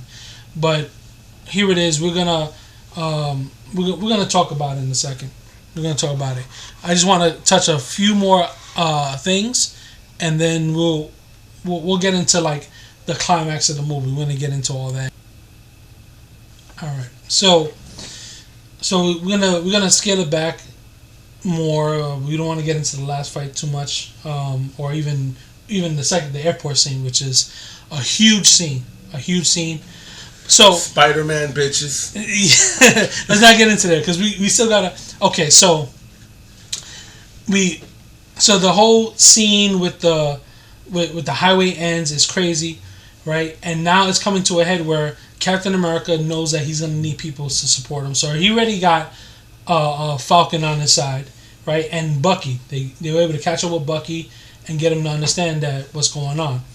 Then on the other side you have Iron Man, and he's selling his team. He got Rhodey, he's got Black Widow, and all these people. So they're building up the team. So we get the money shot. It was awesome. Queens, New York, and you see this young dude keying into this apartment, and he goes, "Hey, I'm May," and boom, there we got Peter Parker on scene, front and center, and he's fucking awesome. He's awesome. And Aunt May is fine. Come on, don't jump ahead. Don't jump ahead. It's fucking Marissa Tomei. Oh, damn, she's still gorgeous, man. There ain't no damn reason for a woman her age to look so good. There ain't That no is damn the reason for that. hottest Aunt May. Like when you we all knew she was in the movie. We all knew she was playing Aunt May. What I didn't realize is how she's still gorgeous, man. Jesus. So here it is. You got Tony Stark waiting for him in the apartment. It's fucking awesome. But he's hitting on Aunt May. Tony Stark's hitting on Aunt May. Yeah, that's crazy. That was just so crazy. And Tom Holland, man, he's a charm, man. He's that young teenage Peter Parker. Something that we haven't seen in a long time, movie wise. I mean, you had Peter Parker in the Tobey Maguire. Was kind of phasing out of high school into college. Then you had Andrew Garfield. He was in high school, phasing out of high school, but he was like fucking college. 30. Here's a kid that's actually a kid, or at least appears to be one. Because I believe isn't he also the voice from the cartoon? Is it? I think he's the one who plays the voice of Ultimate Spider-Man in the cartoon. Not to my knowledge. I don't know. I'm gonna have to look at that. Oh, okay. I thought he might have been the same guy. But yeah, it's an awesome scene. He comes in and like you don't see it yet, but his eyes widen up and he's like, "Holy crap! It's fucking Tony Stark's in my apartment." Yeah, his fangasms were crazy. So at this point, they have this little playful banter and flirts with Aunt May. I still can't get over that shit, right? And then he goes into the room and talks to them. And what was so beautiful about that scene was that we all know the fucking story origin of Spider-Man, Peter Parker, So they don't have to spoon feed this again to us. So in a way, since he's talking to Tony Stark, and Tony Stark knows that he's Spider-Man, he reveals it to him. He's like, "I know who you are. You can't fool me. But why do you do this?" Right? And in a brilliant way, it only takes a few sentences, but he says, in the short lines that, I had this power and I didn't use it the way it was supposed to be used, and tragedy happens. And not in that specifically, not verbatim, but in so many words he said that. And that was all the story you need. You're like, "Oh, I know what he's talking about." Right. Now we can move on with the story. So now it gets into a really funny back and forth between them, because here it is, you got a kid who's in science, and Tony Stark is impressed with his level of knowledge. I mean, he was impressed with his web shooters and how he's able to do what he does. And yeah, they had this nice back and forth between them. They did. They had really good banter. What I loved about this situation with the kid is that he was such a fan of these guys. Like, you saw it even when the fight happened and he met Captain America. Oh, don't get it. I'm not going to get to it. I'm just going to say, it's just, you could see that as much as he was doing what he had to do, he admired these guys. He looked up to these guys. It was like, imagine if you're a basketball player and you get on the court and Michael Jordan is there. And you're going to play one-on-one with Michael Jordan. Or if for the new guys, the young cats coming up, LeBron James or Kobe Bryant, you go on that court and you see those guys. He was completely awestruck. He had that starstruck thing going on, and it was adorable to watch. It really was, because he really was a kid. Yeah, he was a kid. I mean, think about it. He knows that Tony Stark is Iron Man because he revealed it. It was out in the world. He knows that. So here it is. he's only been Spider-Man for 6 months. You know what I'm saying? He's new. He's green. And he's very good at what he does. That's why Tony Stark took notice of him. You know, he got another superhero running around New York, fighting crime on street level, because he's a street level superhero, but has the potential to hang with the big boys. Right. So now here you go, and he's like, I want you to come to Germany with me, because that's where the big fight happens in Germany. So, and he goes, I can't go to Germany. I have homework. Like, it was so fucking cute. It was awesome. Yeah. Awesome. Yeah, that was adorable. Let's go back to Aunt May. All right, so here's my problem. All right. We always know Aunt May. She's always been a 60-something person, 70s, I don't know, 50s. A much older woman. Right. And Uncle Ben, same, in the 60s, 50s, whatever. And that was the mainstay of every Aunt May and Uncle Ben. And I'm going to sound a little fucked up, but for me, Uncle Ben is the Kenny of the Marvel Universe. There's not an iteration of Spider-Man where Uncle Ben doesn't catch it. Yeah, I can't. I think there may be one parallel universe. You could probably tell me. I don't even know. So here it is. I'm watching Amazing Spider-Man 2. Amazing Spider-Man. I'm in the theater. And brilliantly played by Martin Sheen, Uncle Ben, you know, goes to the same line. He doesn't exactly say with great power comes great responsibility, but, you know, he says it along the new lines, which I didn't particularly care for, but it's fine. And then he goes out and he gets shot, you know, just like the other iterations. But instead of being Uncle Ben was a G, you know. Yeah, but unlike the other movies where you're like, oh, Uncle Ben, you know, I fucking laughed my ass off. In a room of quiet people just soaking up the moment with sadness and tears, I'm fucking howling like a goddamn wolf in the night. And you cruel bastard. Because like I just got flooded with all the times this fucker's been plugged. You know? And I'm sitting there like, damn it, fucking he's the Kenny of the Marvel Universe. He can't catch a break. So he gets shot up. So now we fast forward to this movie, and here it is. I see Marissa Tomei, and she's fucking hot. She's hot. I'm like, oh man, she can get it, right? and then I stop and think, I'm like, wait a minute, like, what kind of a fucking stud Uncle Ben was? Like, to bag that, like, what kind of man was he? Like, was he like Clint Eastwood in his like early 40s? He has a little bit of the crow's feet. He has the gritty look on his face. Grizzled. Like he didn't get shot. He didn't get shot by one man. He got jumped by a gang. That Uncle Ben got killed by a few guys. And he killed a few guys before he got taken out. He took some of them out before they took him out. You better believe that. Yeah, exactly. Uncle Ben was a gangster in this iteration. I was like, what kind of fucking stuff was he? Must have been like, he was like, that's hot. And this dude was a man. He could have been the Avenger himself. He's the type of dude that he eats lightning and craps thunder, you know, that type of guy. It was like, yo, he's like Captain America, Iron Man, Black Widow, Thor, Hulk, Ben. Uncle Ben.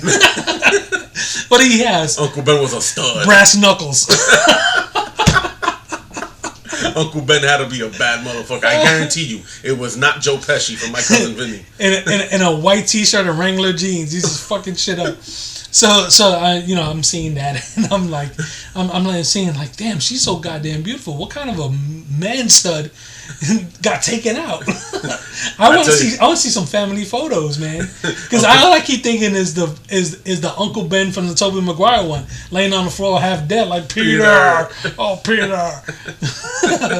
This Uncle Ben, he got shot and he kept fighting. He ate like 16 bullets before he went down. They emptied a clip into that man before he finally went down. Oh man, what a man's man. He rode in on a horse. And his final words to Peter were, "Don't be a bitch, Peter." He was like, "Don't be a pussy, Peter." He was like, his last words were like, "With great power comes the great responsibility to kick somebody's ass." So whooping ass, boy. So that's a Marvel movie we should see. Uncle Spider-Man, Ben. when they do Spider-Man Homecoming, and they gotta show some flashback origins, I want to see that shit. I want to see Uncle Ben. Uncle Ben toss him down. They'll probably get Vin Diesel to play Uncle Ben. Toretto as Uncle Ben. They'll get Toretto as Uncle Ben. He'll be driving the same car that Vin Diesel drove in Fast and Furious. Peter, great power comes great responsibility. That's my Toretto. So he gets they do the scene in Queens, which is a great come down from all the action and all the tension. So here you have this playful scene, and it peppered the movie. It was like that little thing you eat in the steak, but you catch that little salt and pepper crust on the edge of the burnt of the steak.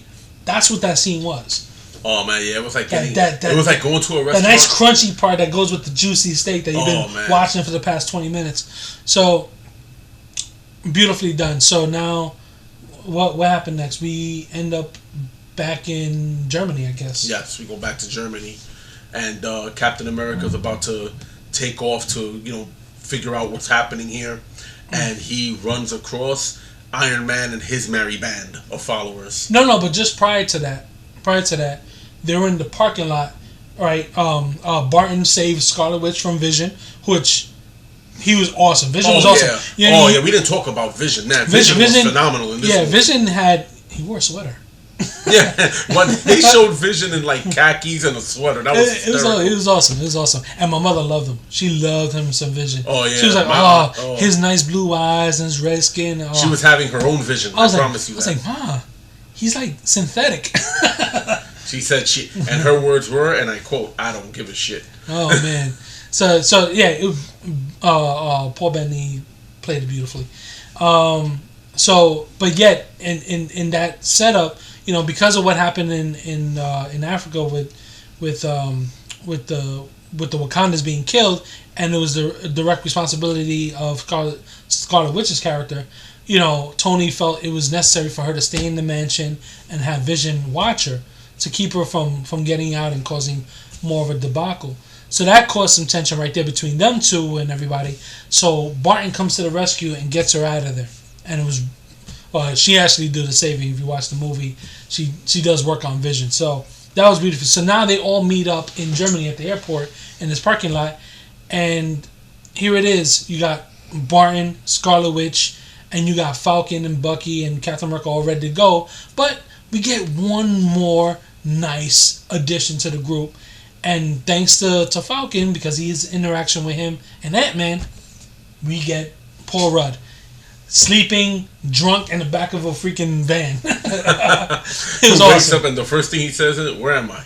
Yeah, and he comes out and he sees all these legendary superheroes, and he's like, "Oh my god, I know who all you are. This is insane." He was the equivalent of Spider-Man on that side. Yes, very much so. And that's what I loved. It was someone who hadn't it was the polar mirror, the mirror version. Like Spider-Man was geeking out to see all these other people that he knows, and now you have Ant-Man seeing all these people he knows, and they're the newcomers of the group. Yeah, for the most part. And it was cool because when he met Cap, he actually grabbed him by the arms because he couldn't believe he was feeling his specimen. He was like he's a specimen. Yeah, this man's a specimen. Oh man, he filled out nicely. So it was beautiful. And then he got a new helmet from the looks of it. Yeah, his helmet looked new different. Design for the helmet. The new design looked really cool. Different. Yeah, it looks more like the comic book. It's a little bit closer to the comic book, definitely. And it in a way, it's almost Iron Man-ish. Yeah, there was a scene where they took off the mask, and it kind of reminds me of Iron Man when he takes off the helmet. And then Iron Man finally doesn't have that freaking awkward shell around his head when he lifts up the mask. Now it kind of just disappears into the suit, which is a nice touch, a nice addition. So he has free range of movement, with the. And he had that thing where there was a scene earlier in the movie where they show him, he gets like the Iron Man glove, like a gauntlet comes out and just covers his hand. And that was during a fight scene. His little technologies he has, man. Yeah, his little gadgets are I've never awesome. I'm at a point now that every time I watch Iron Man on screen, I expect him to whip out some doodad, some little technological marvel that just makes his life so much easier or convenient. Like just that little thing with the thing. It was like he's never. When he's far away from the suit, he's never too far away from the suit. No, he never. He whips out the watch, turns into a glove or whatever, and he has like a little repulsor on his hand. Brilliant. And his visors are bulletproof.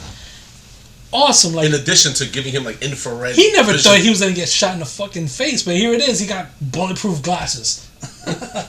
Only Tony Stark. Only Tony Stark. It's constant. Just like in Avengers, you have those little gauntlet braces where it lined up with the suit and it wraps around him and stuff like that. Brilliant shit. So now we get to the airport scene. Oh, holy shit! My God, you know, I never thought I came so many times. Like I never came so many times in a span of like 5 minutes. Multiple nerdgasms. Like multiple nerdgasms. I had to beat the guy sitting next to me and take his shorts because mine was all soaked. So here it is. So they have the scene and they have the last few words. And Iron Man, you know, I loved how they did it. If you think about it, Iron Man pretty much brought the bulldog out to the scene, right? Because he's there, right? And that's, you know, all his people show up one by one. But Captain America's out there alone, right? And he's standing out there, and Black Widow shows up, and then Rhodey comes out as War Machine, and then you have T'Challa comes out, and then Spider-Man, he goes Underoos, and then next you know Spider-Man comes out, and you're like, oh my God! And he webs out Captain America's shield, which is pretty sealed cool. out it. But this is why we call it Captain America Civil War and not Avengers 3 or Iron Man 4, you know, because this is his movie. So in some way, shape, or form, he's got to come out on top. And it's brilliant. Why? Because very, very tiny sitting on Captain America's shield that's in Spider-Man's possession. They think they disarmed him? Nah, he's setting them up. Because Ant-Man's on that shit. And he grows real big out of it. Boom, knocks the shield out and is back in Cap's hand. And they're ready to fight. That's so you know everybody's on the playing field. And that scene, there was a scene where they scan out. The camera pans out and they show, and this was in true comic book fashion, they show Tony Stark and his people lined a certain way, Captain America and his people lined a certain way, and then they collide. And that scene there was like something you'd see on the cover of a comic. Oh, beautiful. Brilliantly done. That was the scene that you've seen in the commercials. Right, you've seen in the commercials. But that happens mid-fight. I mean, that doesn't happen in the very beginning of the fight. That happens mid-fight. So they're already scruffing and fighting all this time.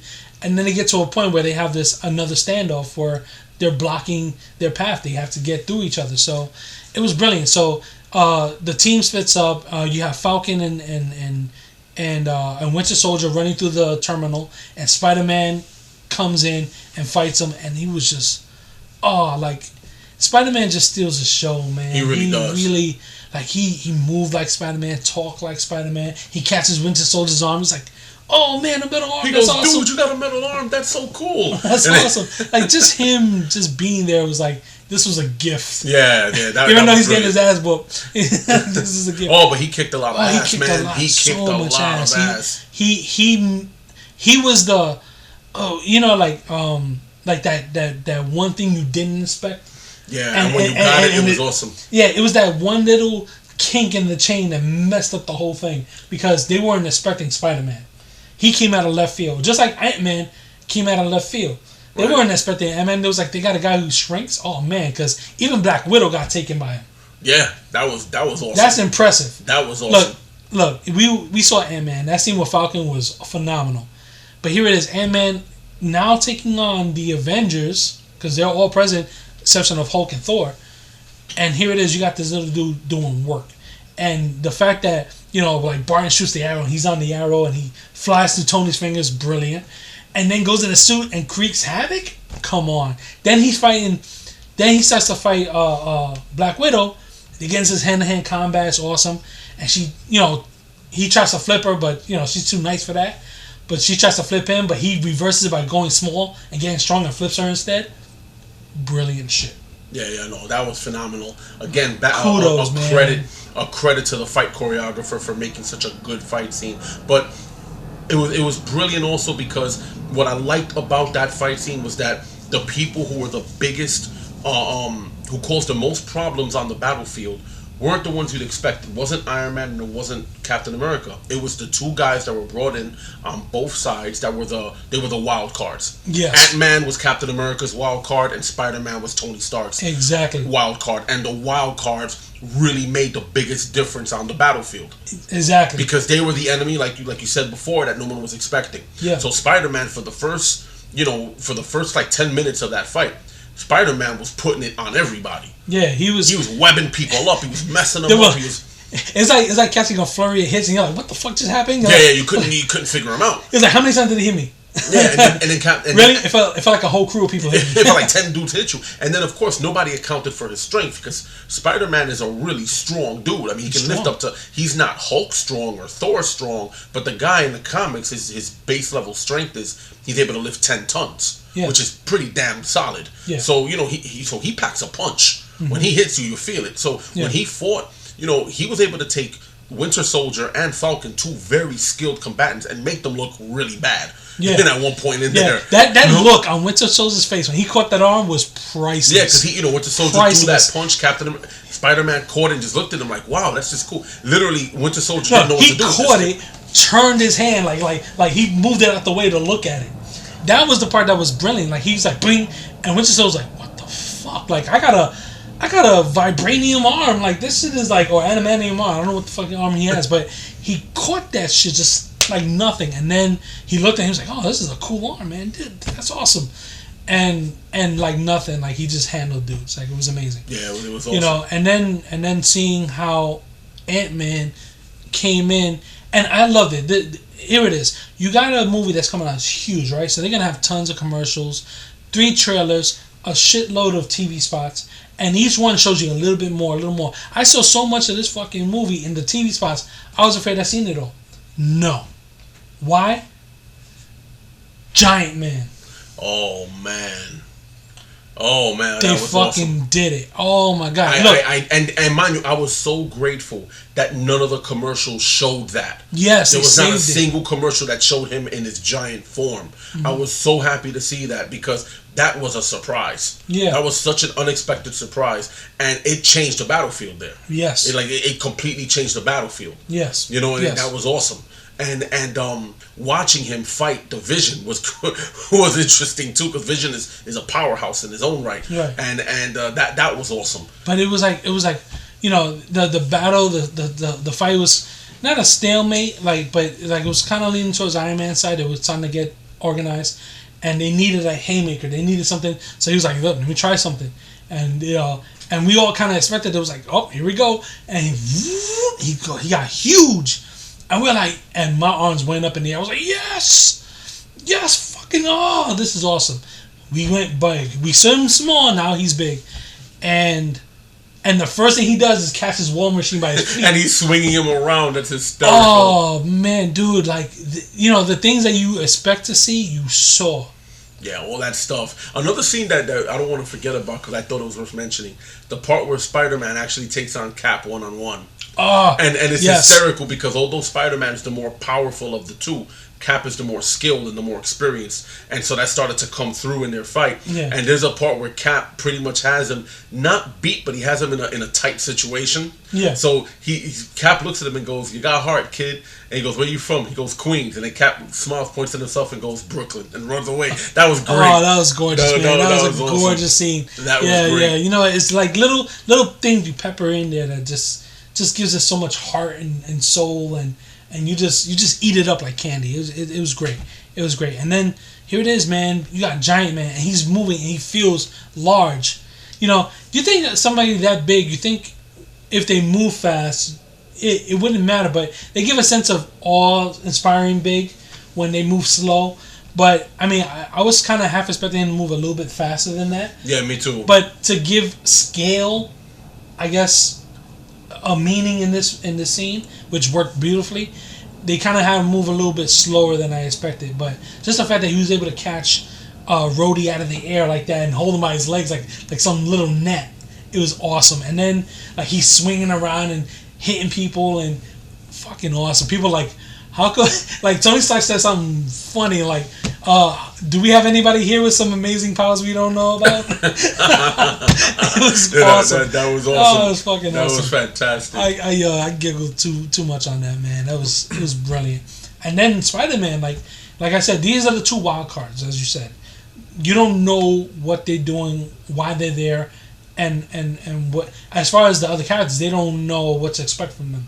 We do, but they don't. So here it is. Spider-Man was like, let me try something from Empire Strikes Back. And they're like, how old is this kid? And he says, I remember this from Empire Strikes Back, and he starts whipping around him with spider webs and to take out his legs. brilliant. That's how you do it. That's how you do it. That's how you take out a big Tony didn't do that. Nobody else thought to do that with Spider-Man. So then they jumped on his bandwagon. They said, "Oh, the kid's on to something." They jumped on his bandwagon to do it, and it worked. Yeah. And it worked. So I'm hoping that this isn't a one-shot thing. I'm hoping in the future, going forward in any other Avenger movie, or maybe even in an Iron Man movie, we see Spider-Man join that cast again. That would be awesome. I would love it. And hopefully we see more of Ant-Man do the Giant Man thing. Oh, definitely. Well, from what I understand, Ant-Man 2 is supposed to showcase that. Oh, good. I would love to see that. I'd love to see that. So we're at the peak of the fight. It comes to a point now that's like, look, we'll beat each other into the ground, and nobody will win from this thing. So they were like, look, we're all gonna get captured. Just go. He tells Captain America and Winter Soldier to go, get at it, get in the jet, fly off, and do what you got to do. We'll clean up here. So that's pretty much how the fight comes to an end, where they kind of just beat each other because Spider-Man gets smacked so hard by Giant Man that he goes crashing into some crates, and Iron Man's like, all right, you're done. He goes, no, I'm not done. I'm all right. I can fight, and passes out. So that was brilliant. And then Captain America and Winter Soldier get to the jet, and they're blocked off by Black Widow, who you think is there to stop them, but ends up helping them.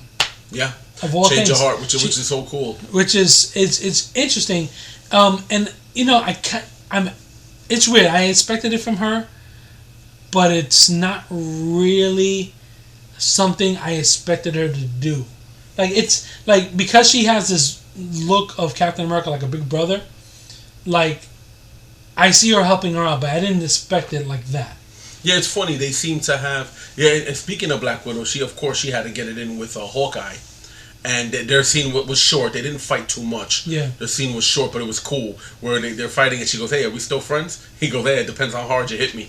Yeah. That was great. Yeah, it was brilliant. I love that scene. They have to throw something like that in. Well, the two of them in the movies, they've established that they have a very strong friendship. Yeah. Which I'm glad, again, one of the differences that is from the comic book, where in the comic, Hawkeye is more of like this ladies' man kind of a guy, and is always kind of sort of kind of hitting on Black Widow a lot, and she always calls him like a male pig, and they have this kind of banter between the two of them.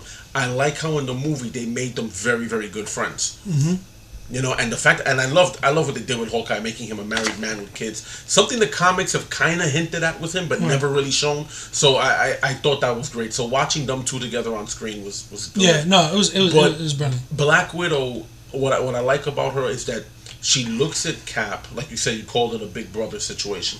He's also a lot like her conscience, I've noticed. Yes. He really makes her think about right and wrong, which is something Hawkeye doesn't necessarily do, because he, in some ways, is like her. Yeah, they're cut from the same cloth. Right, almost. They're cut from a similar cloth. I mean, Hawkeye will do what he has to do. But Captain America has these morals and values that are way up and beyond hers. Very antiquated morals and values. So she sees that and almost admires it in a way. She does. She admires that about him, and he's kind of become her conscience. Right. In not so many words, he really makes her think about the things that she does, the right and the wrong of it. And so, as it's weird. Like, you always kind of felt that even though she was on Tony's side, she wasn't fully committed. Right. She knows what it's like to exist in the gray, the in between, the right and the wrong. Right. Being an assassin, doing all these atrocities, but at the same time, knowing that those things that you are can be put to good use too. Right. And seeing that, sometimes there is collateral damage when you're trying to do some good. Absolutely. So she was interesting. I liked it. They gave her a lot to do and a lot to say. From an assassin that's usually quiet, that's pretty astounding what these guys did with her. So having her come in that scene, right, and here it is. You have Captain America trying to get past her, and she has her arm up ready to stop him, and she shoots the electricity shit from her gauntlet, and it goes right past them and hits Black Panther. And she's like, "Go!" And we're like, "Yes! Oh man, take that shit, Tony." Because believe it or not, we're rooting for Cap. We're rooting for Cap. Of course. So they take off. The fight ends, and then you give him more plot development. You know, it seems, I don't know. This is the part that kind of confused me. This whole airport scene happened, but they didn't show when Ross comes in and captures all these people. You figure they would have just fucked off somewhere. Well, I guess because remember, Tony had knocked out Falcon. That's right. You figure they contained him. Right. Hawkeye had gotten knocked out also. That's right. He did get knocked out. If I remember correctly. Right. So they were pretty much incapacitated. Spider-Man. Well, Spider-Man was with them. Right. But he was also in the jail cell. Right. He webbed up. And he had webbed up Falcon. Well, no, that was earlier. No, Spider-Man wasn't in the jail cell. He wasn't? No. Spider-Man was out free. Oh, I thought he was in the jail cell. Oh, that's right. Because he did come home. That's right. He's right. So yeah, you had Falcon in there. You had, but T'Challa was in there, wasn't? No, T'Challa was free. T'Challa was free. T'Challa followed Iron Man when he found where Cap was. Right. Now, Ant-Man had been knocked unconscious. Yeah, Ant-Man was in there. That's right. He was unconscious. So yeah, they could have came and picked him up. Yeah, I that part of the movie kind of confused. I'm like, all right. Well, so much happening so fast. They were free out there, and I didn't think they were so knocked out that they'll act because the military wasn't anywhere near there. But I guess at some point they were so knocked out that... Well, in the movies, these guys have like a 10-second response time no matter where they are. Yeah, no shit. Yeah. So here it is. We get this scene where Captain America's on this chopper and he's flying out to the middle of the ocean, and this facility comes out of the water, and it's Prison 42. Is that... Yeah, some shit like that. It's in the comics about this prison. And here it is. They're holding these heroes. And a good dialogue comes into play, where at this point Tony finds out that it wasn't Bucky Barnes that was responsible for the attacks. It was actually a Baron Zemo who makes an appearance in the movie, and he doesn't play it out with the mask and the theatrics.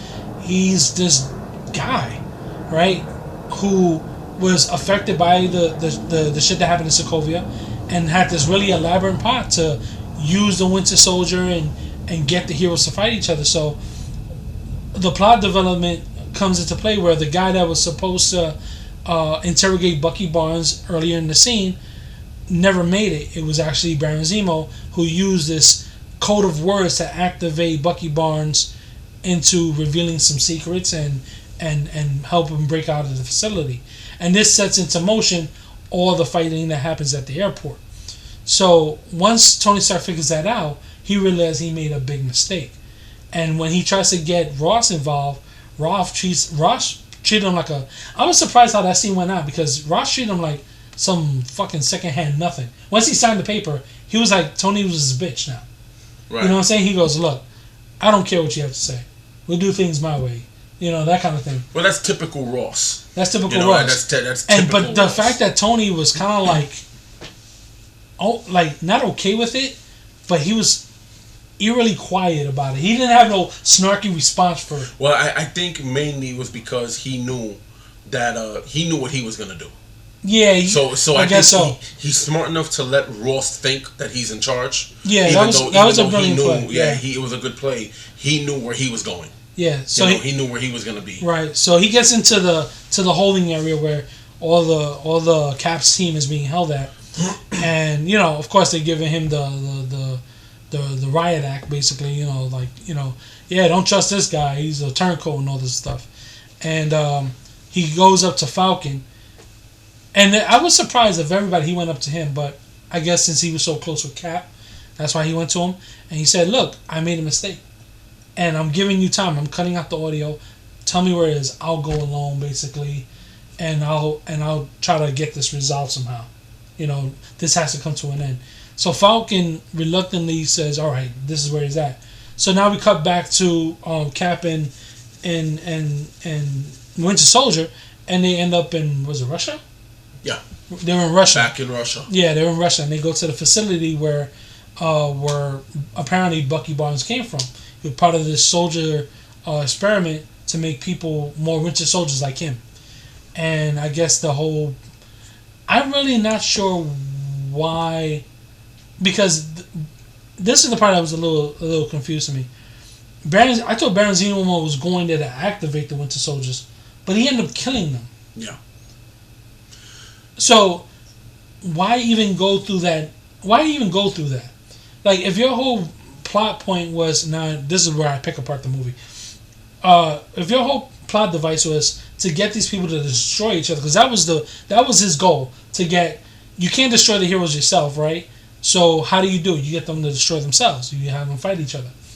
So what was the point about drawing them there to the facility? Or maybe that wasn't even in the cards. Yeah, I don't think he meant to draw them there per se. I think it was just kind of something that happened. But I think he wanted to wipe out those other ones because... But they so happened to get there while he was still there. Yeah. So why not just give him the last dosage? We're going to hit you with the bombshell right now. But, yeah, I mean... Yeah, because maybe it was by happenstance they happened to show up at the same time that he was still there. Well, that, and I think he had set it up in such a way also where Iron Man was supposed to see that footage that he saw. Yeah. Remember, that was where the recorded footage was. Right. His last play to get the team to tear each other apart. Yeah. Was, remember in the very beginning of that movie, they showed the footage. Right, because when he got there, Iron Man was like, look, I'm not here to fight you. Like, I understand. I'm not here for him anymore. He's innocent. You know what I'm saying? So let's resolve with this. Baron Zemo is probably here. Let's get him. But then Baron Zemo throws the fucking haymaker of all haymakers. Shows them the footage of who killed Tony's parents. It wasn't an accident. It was murder. And something that they hinted at, if you paid close attention, they hinted at that in Captain America Part 2. There was a scene when Captain was talking to Professor's name, Olaf, I think his name was. Mm-hmm. The guy who was he had downloaded his brain into the computer. Mm-hmm. And he talks about when Hydra's plan was being unveiled in that movie. Yeah. And he spoke about how anyone who got in the way was eliminated. They did show a picture of Howard Stark, a young Howard Stark. And they crossed him off the list. That was some cuts right there. Yeah, that was done very, very quickly. It was a quick scene, but you see it there. Yeah. And I guess this, that was just a little tidbit into where they were going to go. So then, and another thing that was unveiled that we didn't know was that Captain America knew. Yeah. And that's why Captain America knew, because he was there, he saw it. But we're so enthralled in Winter Soldier. He didn't want to. It was like passive. They saw Olaf in the thing in Winter Soldier, and we were so caught up in the conspiracy that Hydra was secretly planted in Shield. That we completely glossed over the fact that they fucking killed Tony's parents. And he knew about it. Him and Black Widow knew about it because they were both there. So now you fast forward to this movie, he sees this. He sees Winter Soldier killing his parents. And he loses it. He's like, and then on top of the fact that he probably understands that Winter Soldier's probably programmed to do it. But then what sets him off is like, he asks Captain America, did you know? Did you know? And then Cap, ever the Boy Scout, he's not gonna lie. He's gonna, I knew. He said I knew, but I didn't know it was him. I didn't know it was him, and I didn't know. I didn't tell you because I didn't want to crush you. I couldn't bring myself to crush you that way. You know what I'm saying? Like, it probably would have done more harm than good. So next thing you know, he fucking loses it, and then bam, and all hell breaks loose, and they have this 3-way fight. And the fight was freaking crazy. Oh, that fight was insane. Another before it even became a 3-way fight, there's a part there where Cap is fighting Iron Man and Cap is getting the better of it, and then Tony, who's not as skilled a fighter as Captain is, he tells He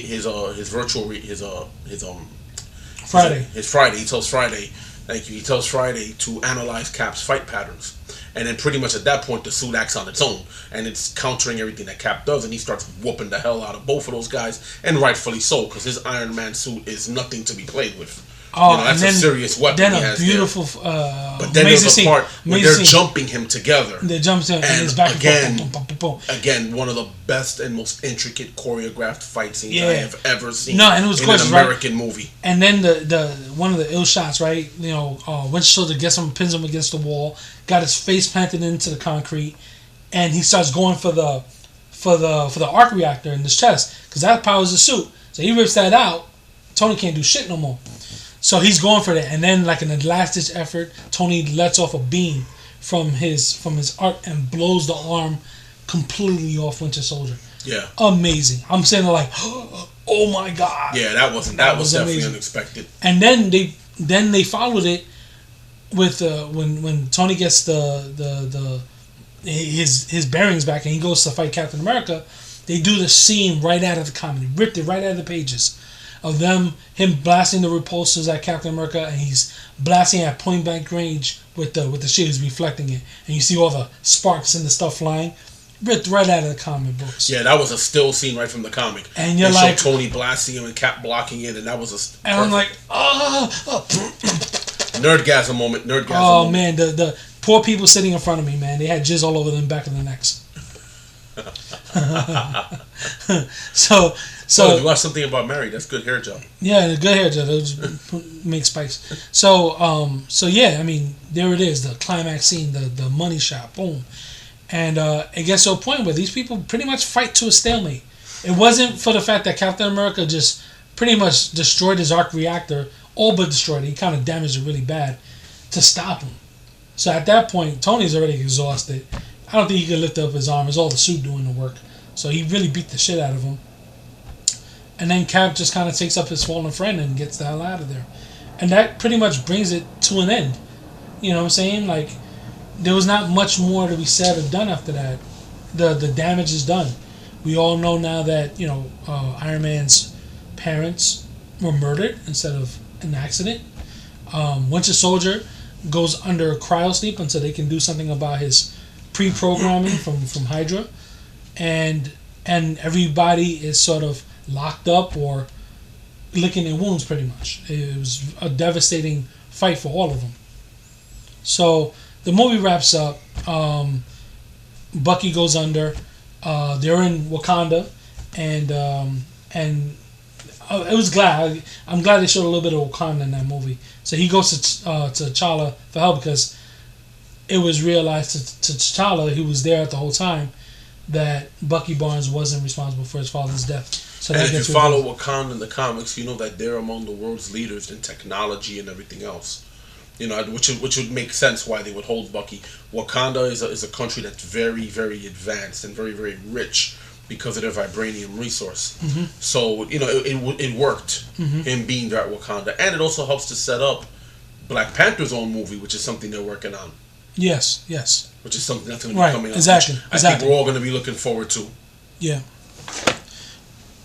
So we have all these really interesting things coming into play as we move forward into the next phase of the Marvel Cinematic Universe, and it was cool. Like, you just saw a little bit of everything. They kind of wrap up where Captain America breaks out all his teammates from the prison. So we got to see how that comes into play later on. You see Spider-Man going back home, licking his wounds. He got a black eye and trying to explain to that very sucking in beautiful Aunt May about how he fought some big dude from Brooklyn. Literally. So and then just the little things peppered here and there to see what's going on, and see how Tony Stark's and handles. Because you know what? At the end of this movie, the Sokovia Accord is still signed. They still signed the shit. Yeah, it's still there. So whoever signed that is now at the mercy of the government. So we got to see a little thing where Ross calls Stark, and he puts him on hold. And he's like, "Don't you do it! Don't you do it!" And he puts him on hold. It was really funny. And him helping his friend Rhodey, who got hurt in the battle, damn near lost his ability to walk from that battle. It was a devastating battle. And one of the funniest appearances by Stan Lee. Stan Lee. Oh man, that was brilliant. Tony Stank. Oh man, that was gorgeous. So yeah, at the end of it, we're spent. It was a phenomenal experience. And like at this point, they could have fucking killed me. They could have killed me. I'm done. They could murder my ass and I'll be happy, because so rare do you leave a movie feeling so good. Oh man, like how do you follow up that? Like, I'm sure whatever they're gonna come out is gonna be great, and we're gonna enjoy it. I mean, we got Guardians of the Galaxy 2, Ant-Man and Wasp, Black Panther, Thor Ragnarok, Doctor Strange. We got all these movies coming out. Benedict Cumberbatch, the voice of Smaug. Sounds awesome, and they're all gonna be awesome movies, I'm sure. But how do you follow up something that insane? I tell you what, this movie right here, to me, I mean, I don't know what phase it falls under per se, But I will say that if this was to wrap up that phase of movies, and while we usher in the next phase, then you could not have wrapped it up any better than that one.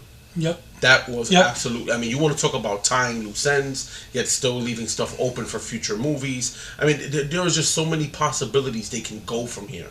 And then the biggest question I have now at this point is, what are we going to get in that next Avengers movie? Well, because the relationships have all been fractured now. Right. You know, friendships have ended and have changed. People are wanted by the government now. So when the next Avengers movie comes around, what happens? And another thing too, Thor Ragnarok, when that comes, Thor and Hulk have no idea what the hell's happened to their team since the time they've been gone. Right, exactly. So how does this play when they come back to Earth? Exactly. And it's like, what the hell's happened over here? Right, exactly. So there's going to be so much storytelling. And thankfully, we got the Russo brothers to come back and film Avengers Infinity War 1 and 2. So they're at the helm of this shit. So we're going to get the insane action that we got here and the intricate writing and all that good stuff on these next two Avengers movies. The biggest credit that I think any movie can have whenever it's based on a comic book or a book or anything like that is to actually surpass the source material. That is that's the biggest compliment, the biggest thing, the biggest achievement, in my opinion, a movie can do when it's based on something else. You know, with the Harry Potter movies, I'm a fan of those. They were very, very close to the subject material, but I really feel that toward the end, it actually surpassed it in some ways. I feel like that. Yeah. Then there are other movies that fell short. You know, this movie here actually surpassed the original source material, which saying a lot because Civil War is one of Marvel's best stories, one of the best stories they've done in years. So Civil War here, it didn't have the same size and scope because there weren't as many characters involved in the comic book. Pretty much all of Marvel was involved. Right. In the movies, there were certain, they've only unveiled but so many characters in the movies. So no, it didn't have the widespread effect that the comic book had. But in terms of story, in terms of intricacy, in terms of meaning, and in terms of everything, this movie, in my opinion, surpassed the source material. I agree. It really did, and that is so rare to see. It's just something that's unheard of. Amazing work these people did, and you know what? We got to enjoy this as fans. I mean, like, oh man, the amount of work that went there. I'm sitting there watching the credits because these movies all have the post credits, and they give us not one but two post credit scenes. So here it is, we're watching them, and I'm like seeing all the people involved in this movie, and it's the longest goddamn credits ever. Like I remember next to Avatar and possibly like Spider-Man 1, like the credits was mad long. I'm saying like, god damn, like a lot of people put a lot of blood, sweat, and tears into this work. They really did. And we benefit from it. I mean, we pay $20, at the highest to watch it on IMAX in 3D, and it was worth every penny. In fact, we went as a group, and then I had bought tickets and one for my lady, and for whatever reason she didn't make it. So, and I couldn't even get mad. The movie was that good. I was like, you get the $20 as a tip. that was my fucking. Man, so rare. Here's a tip. You earned this, and they're gonna take the rest of my money. I'm gonna be broke till the next payday. So, yeah, I mean, I'm gonna see this like a shitload of times. Yeah, when my wife gets back to town, I have to take her to see it. It's just, I want to see it again just for myself, for my own pleasure. Again, I haven't felt this good about a superhero movie since the original Spider-Man with Tobey Maguire. Because I have to say, when that movie came out years ago, this was the first time I really got that feeling of the comic brought to life. Yeah. That scene where Tobey first web swung when he fought Dr. Octopus. I'm sorry, when he fought Green Goblin in that warehouse. Yeah. And the way Green Goblin died, being impaled by his glider, which is what happened in the comics. Mm-hmm. Except in the comics it was an alley, not a warehouse, but that's semantics. I saw that movie more times than I can count. It was the first time I was wowed, and I went, wow, they did it. They made this. They brought the comic to life. I didn't think it was possible. And it wasn't technologically at that time, but then when it did happen, it was amazing. This movie brought that out of me, that same feeling. Yeah. Between Avengers, Spider-Man, and this, like, oh my god! And then seeing Batman for the first time, Batman v Superman, seeing Batman on the way Batman's supposed to be for the most part. Oh, it was great. So minus all the vehicular homicide. Yeah, minus all of it. but yeah, I mean, as fans, it was a great. So with that, man, I mean, go see this movie. If you haven't seen it, go ahead and come back and share your story. So we're gonna drop it off at that. It's been a hell of a podcast, been a hell of a movie, and just stay tuned for the next one. I mean, we're coming back next week. Absolutely. So we'll see you next week. Same bat time. Don't do it. Damn it. They use that shit. Let that shit go. You can't say that. You can say au revoir, say. You can say thumb on my ass, sit down and rotate. Like, don't be a piece of shit and come back. You can use that. Don't be a piece of shit. Come back to us next week. And come back to the corner. We'll be on the corner waiting for you. Yeah. Kevin Smith, sorry. Piece of shit over here keeps taking. No, we do our own shit. That's right. Come on, man. I got to step on somebody's toes. No toe stepping here. But yeah, you know what? Yeah. Don't be a piece of shit. Come back next week. Come to the corner. We'll be waiting for you. Yeah. Your life, your enjoyment, everything happens right here on the corner. Come back. Peace out. Anthony Cruz. Nick Portela. Peace.